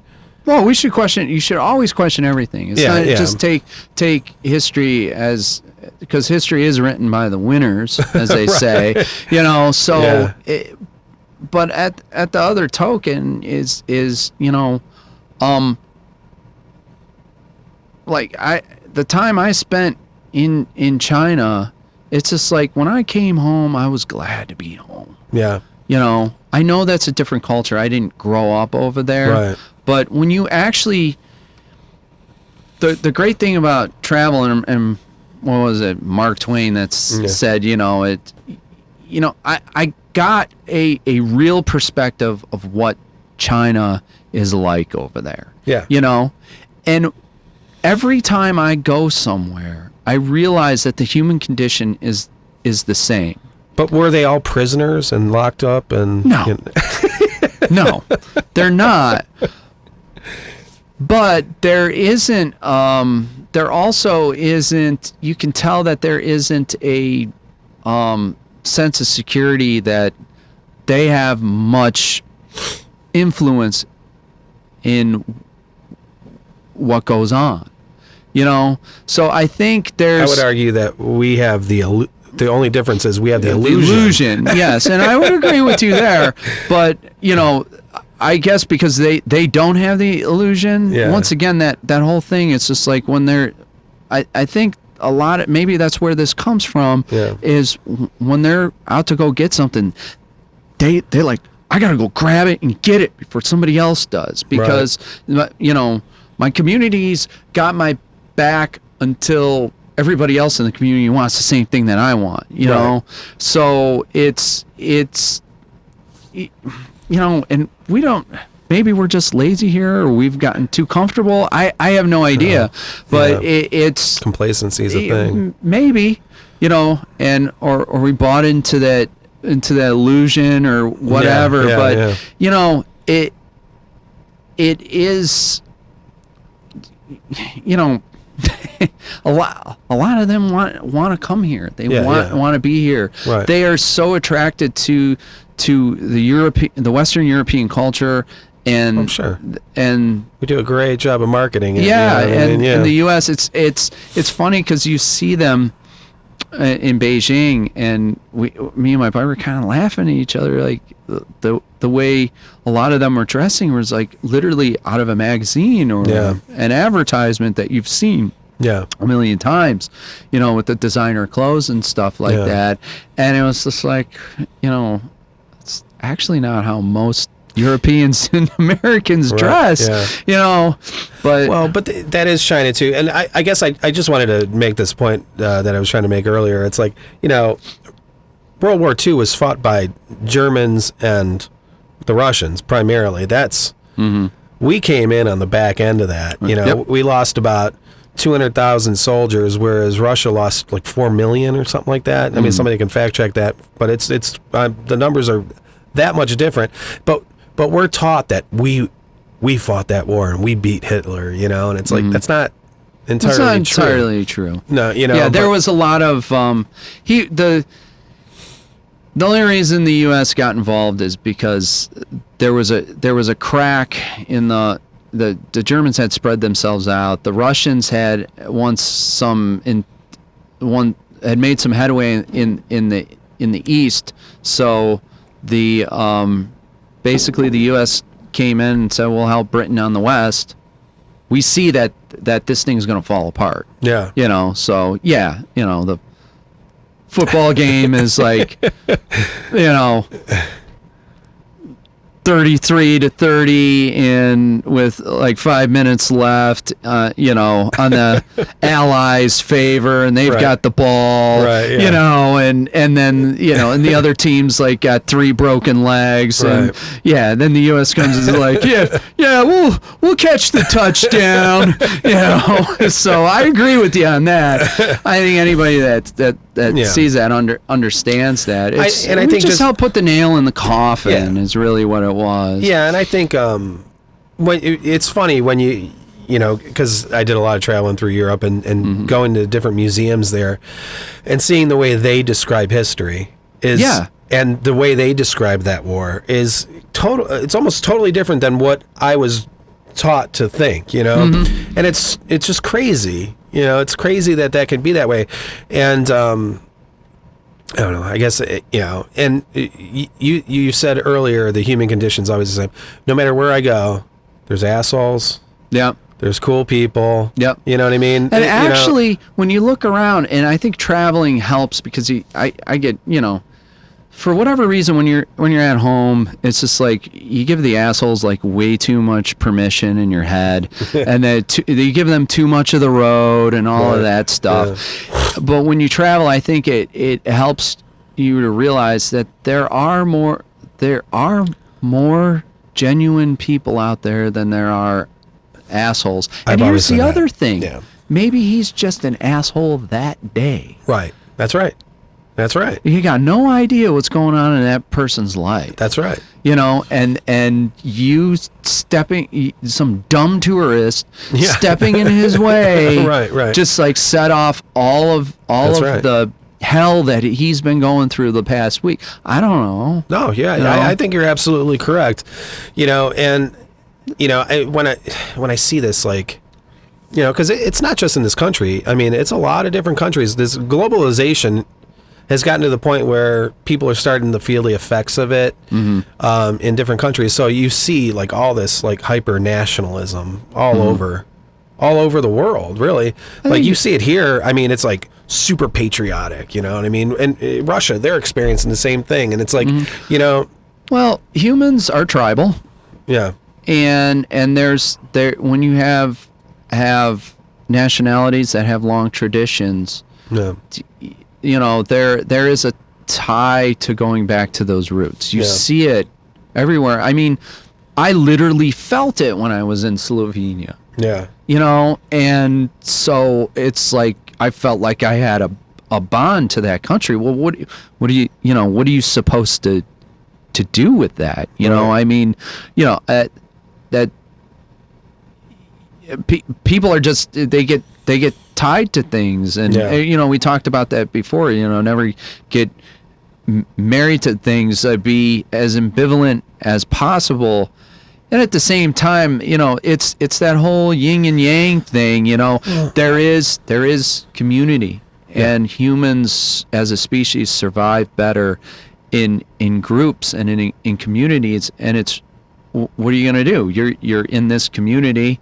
And, you know, today the community in Cleveland is revolving around the Cleveland Browns, and fuck those Steelers over there in Pittsburgh, right? You know, that's all fun and games, but, you know, but still it plays into that same role. No, it does. But I think when it becomes, you know, I think an appreciation and a sense of community is good. I think super nationalism is bad. There's a balance. And usually these people that are super nationalistic, you know, the ones with the jacked up pickup trucks with the American flags and stuff. That's the first image I came up. You know what I mean? Yeah, you're seeing them left and right right now. That guy or girl or whatever has never done much traveling internationally. I mean, I would be willing to. That's probably a good stereotype, yes. I mean, you know. And because if they did, I don't think they would see things that way, you know. And that's the thing. My travel has made me still appreciate this country. Yes. Okay. Yeah. And I think a lot of the men and women who have served overseas can help relate to that because they're never put into for the most part a good situation. No, that was okay. No. And that's not me pro or against. Our international affairs, I think, are a disaster. But that's just my personal opinion on that. But I think a lot of those people, you talk to them and they've, this is why they come home and they're proud of their country, and what they've done is because they see what it's like in some other parts of the world. And when they come home and people are trash talking the warts that we have in this country, and not to downplay them, people are going through shit all over this country, right? And especially we should be taking care of our own, and but at the same token, do we really have it bad? These are all fixable problems here. Yeah. They're very fixable. They are. I think any problem worldwide is fixable. I mean, we in this country generate enough food for the whole world. It's just the problem is distribution. You know what I mean? And I think that,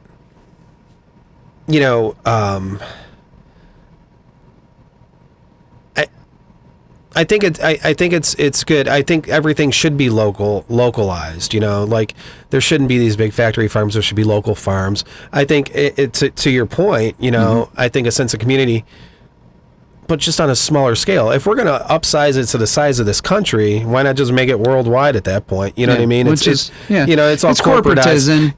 Corporatism, and that's we talked about this before. Because these corporations are essentially making the rules, the laws, everything. I mean, we basically live in an oligarchy. And do you really think that corporatocracy is what I call it? Yeah, right.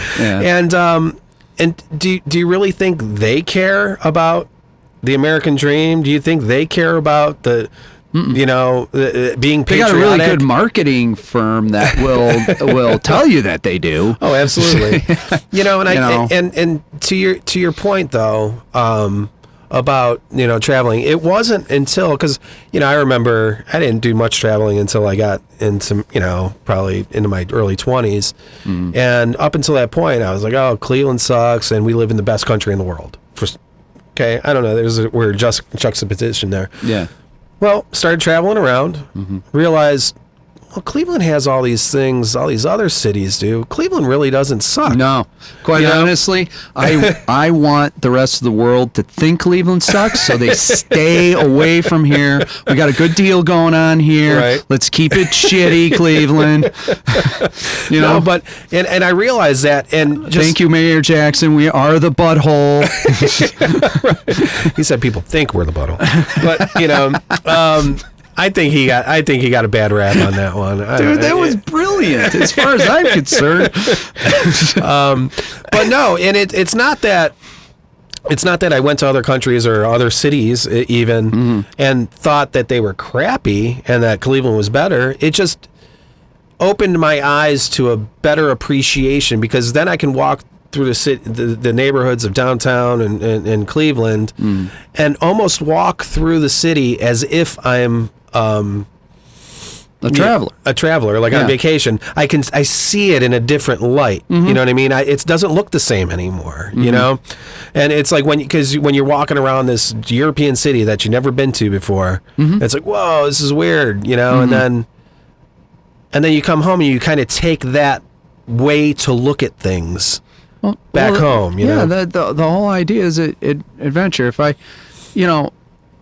drive around a lot with my job and go to so many different businesses, and I'll show up, I'll be like, I never heard of this customer before. They're a new customer of ours, and we go there. I've never been in this neighborhood before. I've driven by it. I've never been in that building before. That's weird. And then you start talking to the customer, like, where'd this building come from? What do you do as a business here and whatnot? And you realize, like, there's this like whole subculture within this culture, and there are. It's each business is its own culture, and then out of that community there's another culture, and then it expands onto that, and what I see on the corporatization of everything is it's just lumping it into these boxes, these big boxes everywhere, and it loses its individuality, and it's, you know, it just becomes this big autonomous thing, which, you know, is sterile and dumb and right. Well, and fake, and, you know, it goes back to the whole thing. You got what attracted me to Jimi Hendrix and Trey Azagoth and all these other guitarists was that's individual soul being played on to that music. Right. And then you listen to the pop music of any generation, that was some corporation trying to create a synthetic version of soul and heart to the public. Right. And I just can't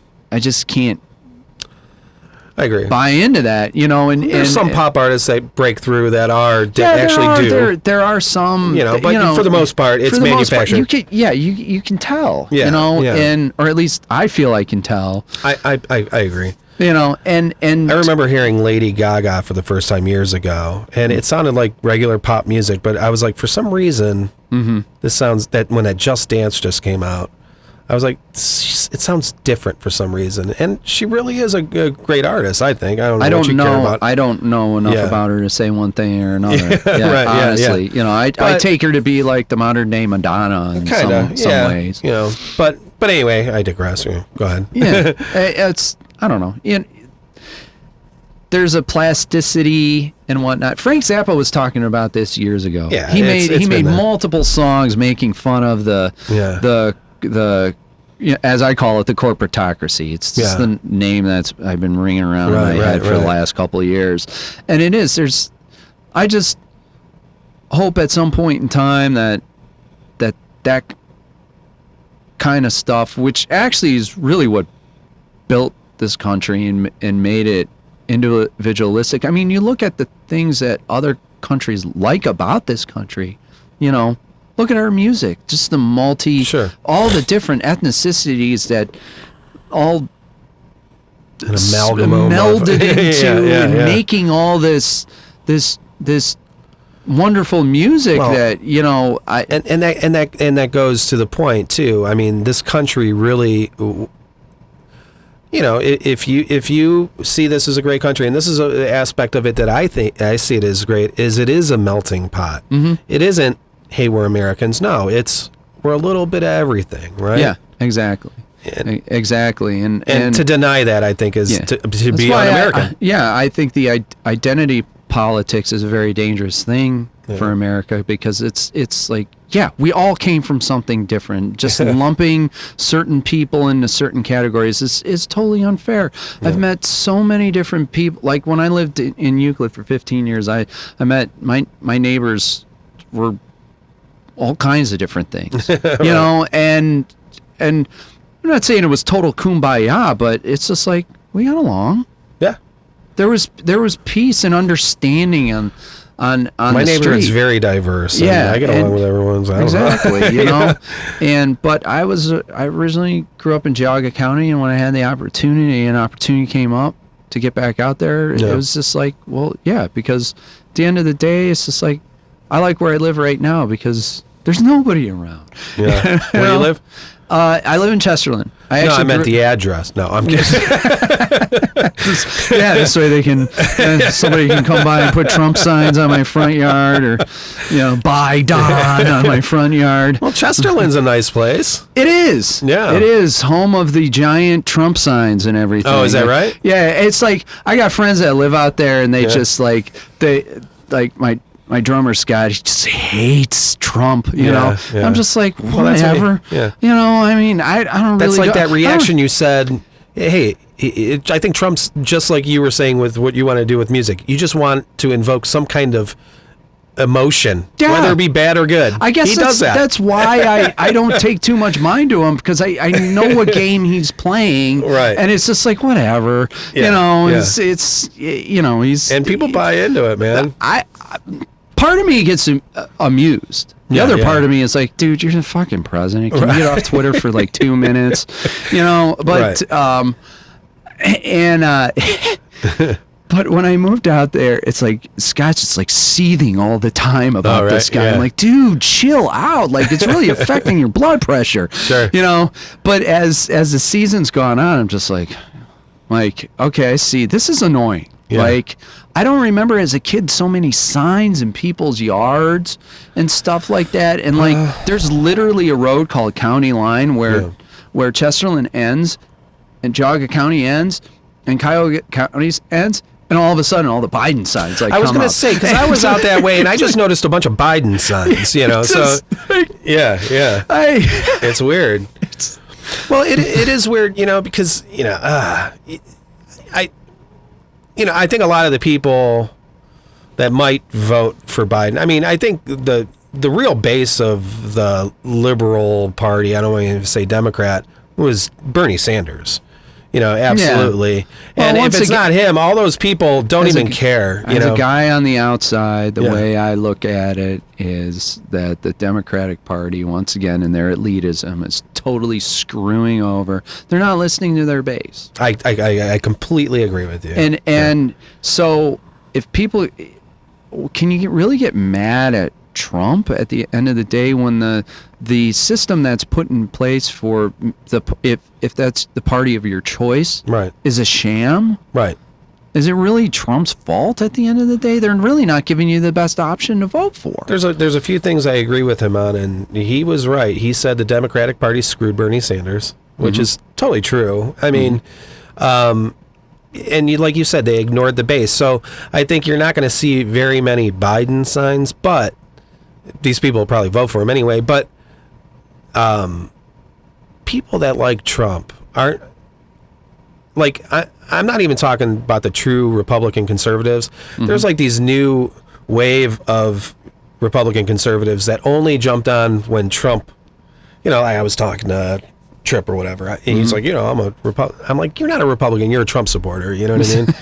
And there's a difference. Yeah, big difference. And I've been called a closet Trump supporter. Oh, is that right? That was a unique one, just because I questioned a liberal policy one time on the Facebooking. I won't go there anymore. I was just like, what? I'm sure you've seen. I've also been called a libtard too at the same time. So it's just like, what am I? I get it both. I've gotten libtard, and I've gotten both too, because I said I'm not voting for Biden, and man, the people that are voting for Biden really jumped on me, and I'm like, what the, like, oh yeah, you Trump, whatever. There are other candidates. I'm like, I have a way, and I even do it now. If I make any kind of political kind of post or whatever, I make sure that it equally offends both sides. That's what Bill Burr said once. He's like, I just put something out there and sit back and just watch them all go at it.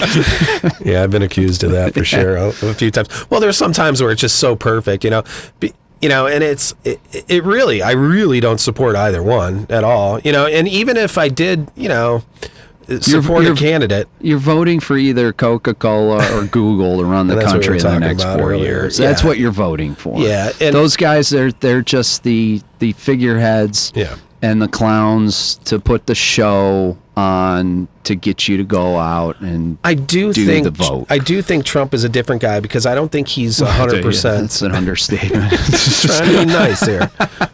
Next thing you know, I'm going to get phone calls from my Trump supporter friends, and they'll personally attack me on social networking. Yeah. Well, that shows you that they care, Vince. Because if they didn't care, they would just delete you, right? Because that's what happens when. Yeah. Well, I've made it a point. Like I've been doing the 30-day unfollow with some people, just because I need a break. Because some people are just at least 10 posts a day of Biden sniffing girls or something. If I have to do that, what I did is what I did over the summer, and that's I just got off the Facebook and I like to be connected a little bit, but you're right. The whole thing was because of the band. Yeah. And it's the only reason that I got on it, and I realized, well, if we can't do anything, I don't have to partake in all this. Yeah, I felt like I had to be, because I was singing in a band, and I felt like I had to be more of a social networking kind of guy. Yeah. You know what I mean? And it is great for that. I remember doing MySpace stuff. We've put together. I've met some great bands over the years, and all through booking shows we've done on there. Like, I'll email clubs, but when I send them a Facebook message, they usually respond to that, and just everybody's just working through that platform right now. So it's just like, naturally you get on there, you're like, oh, well, I got 15 notifications, might as well scroll through what's going on over there. It just sucks you in. And I decided that I wanted to play with this water garden thing instead, because it was giving me joy, a lot better response. I've felt a sense of accomplishment, just like watching TV for an exorbitant amount of time and not creating anything. That's the exact same thing. And it's just the new TV. It's the new TV where you can actually interact with somebody else now and get into big arguments or, I'd rather just post dumb stuff or, hey, I'm over here now. Right. And that's the thing too, because I always said the same thing about like cars,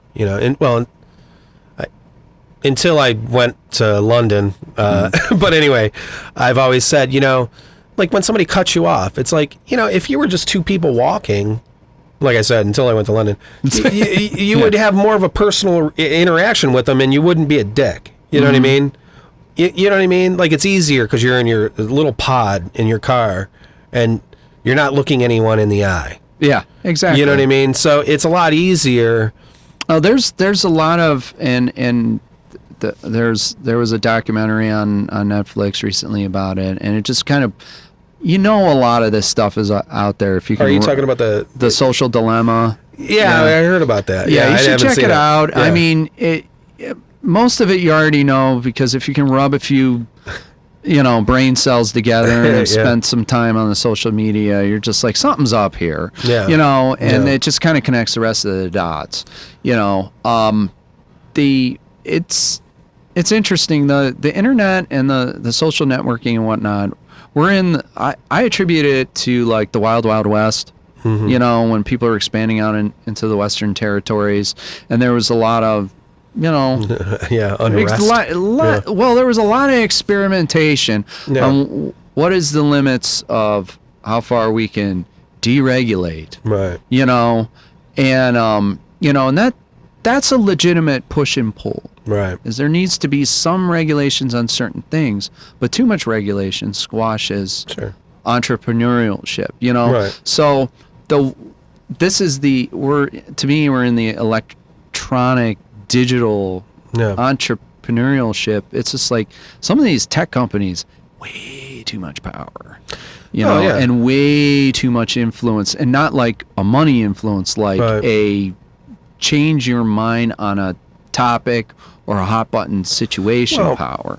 Being an environmental science major, I see like the oil business do this. I mean, the only reason there's climate change deniers is because of the oil business. I can see that. You know what I mean? So it's like, that to me is too much power. And they have a lot of power. I mean, they're pulling the Republican strings. I mean, Democrats have their people that are pulling their strings too. You know what I mean? That's what you said. You're voting for one big corporation or the other one. You know what I mean? Yeah. And what does it really matter at this point? Do we really have a choice? Are we living in a democracy? I don't know. I honestly don't know the answer to that.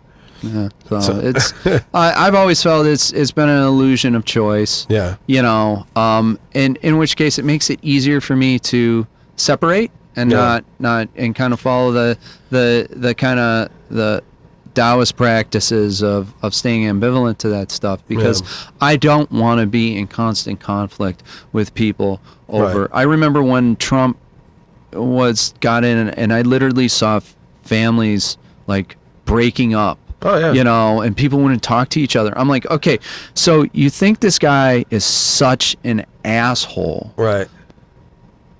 That you will actually bring him in, you will give him the power to come into your life, right, into your family, right, and sever relationships with friends and family that you've had for a long time. Yeah. You know, is the difference in opinion really that much? You know, well, it doesn't make sense. I see. My dad kind of bought into he'll just, you know, and he knows I don't agree with him, but he'll pick, you know. Yeah. And I just say, Dad, I'm not talking about it with you. Mm-hmm. It's just going to make me lose respect for you because you're brainwashed. You know? Oh, that helps. That helps a lot. But no, but he's like ridiculous. Like I ignore a lot of it, you know. I ignore it and I go, you know, but he'll just, it's almost like weird.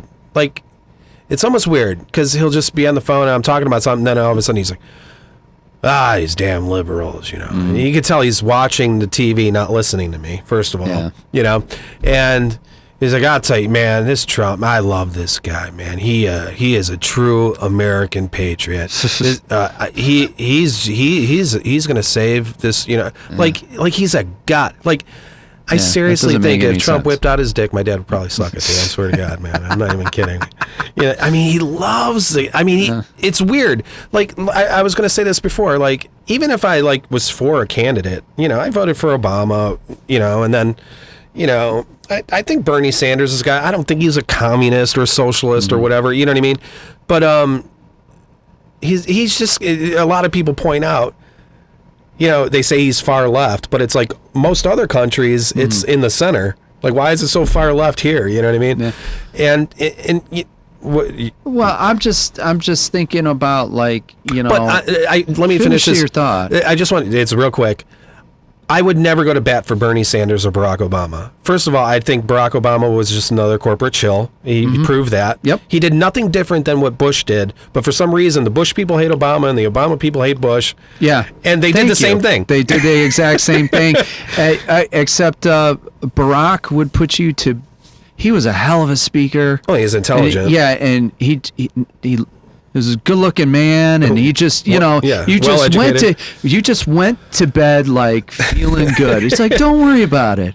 I got it taken care of. Okay, release the drones. They're asleep. You know, it's true. It's true. You know,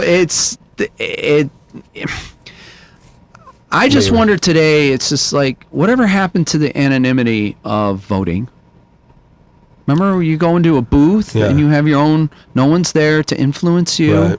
You're there. You make your own decision, and nobody knows what you voted. Right.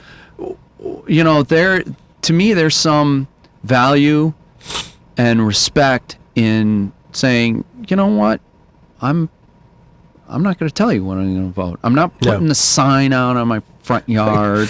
Well, that's ridiculous. Yeah. All of that stuff is divisiveness, and I'm not for divisiveness. I agree. You know, I won't pick a side. I refuse to do it. I agree. I agree. And if I go I've into always said, if you pick a side, yeah. you're the problem. Well, if I've met people that are staunch blue or staunch red like all their lives, and I just don't understand that. I don't get it. Kind of thinking is the same type of thinking that falls into bigotry. Yeah, absolutely. So whether you're all the way this way or all the way that way, and somehow these people have convinced themselves that everything that they're doing there is right, and I just I can't align. I'm also saying that not everything that you're doing over there is wrong either. Right. I'm just saying that, you know, if I stand on the outside, I get to pick and choose. Yeah. And I get to change my mind at any point in time, and I don't have to stay on a.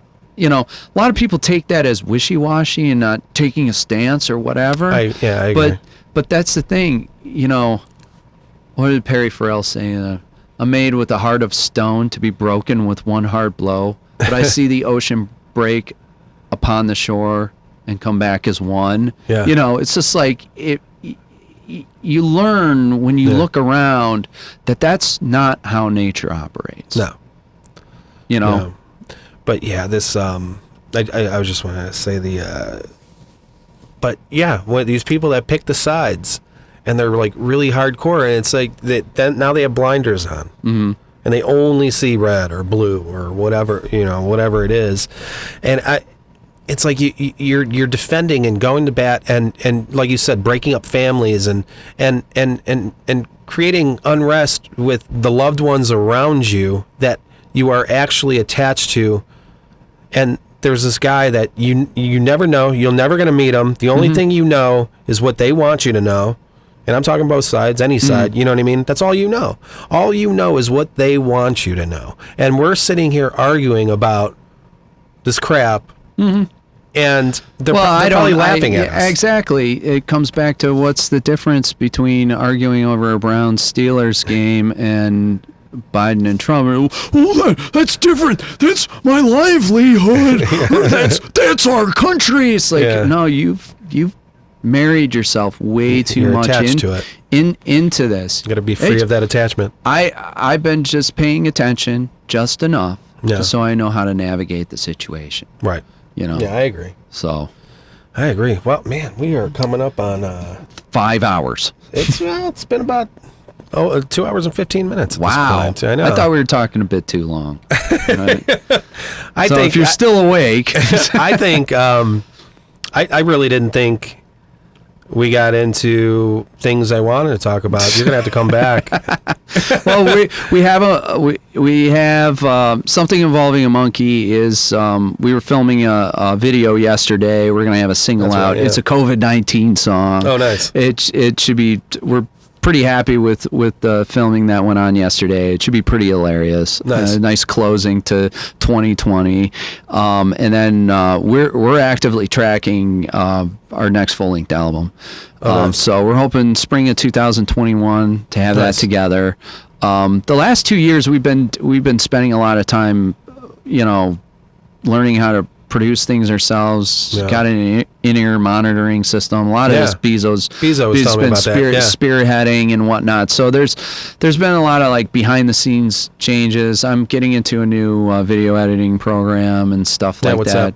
So DaVinci Resolve. Okay. I recently got into that, and so we're like learning all these new things. That's one of the things I like about independent music and a lot of the independent artists that I've gotten to know personally throughout the country, is I love it. I love that, like, there's so much that you can do as individuals and what people are creating out of them. The podcasts and the videos and the group pages and the lives, even some of the live streams I've seen recently. Like, people are really starting to up the ante on some of that stuff. Yeah, I think it's cool. I hate calling this thing a podcast, first of all, because, me and Dave and I, Kalo, we would do this before podcasts were a thing. We would have the Kalo news updates, and we'd just, talk. I never saw those. Yeah. How is Dave doing? He's doing good, man. I went to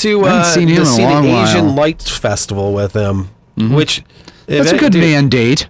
His wife was, but threesome. Yeah, and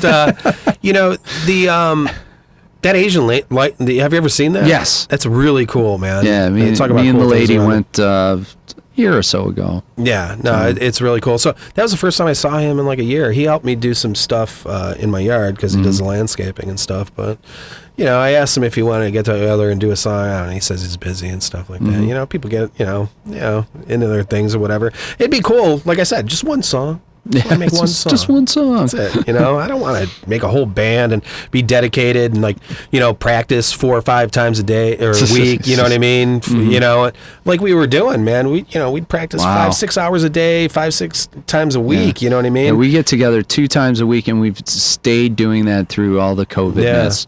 We just realized that we were comfortable enough with ourselves as far as just getting together on that, and I'm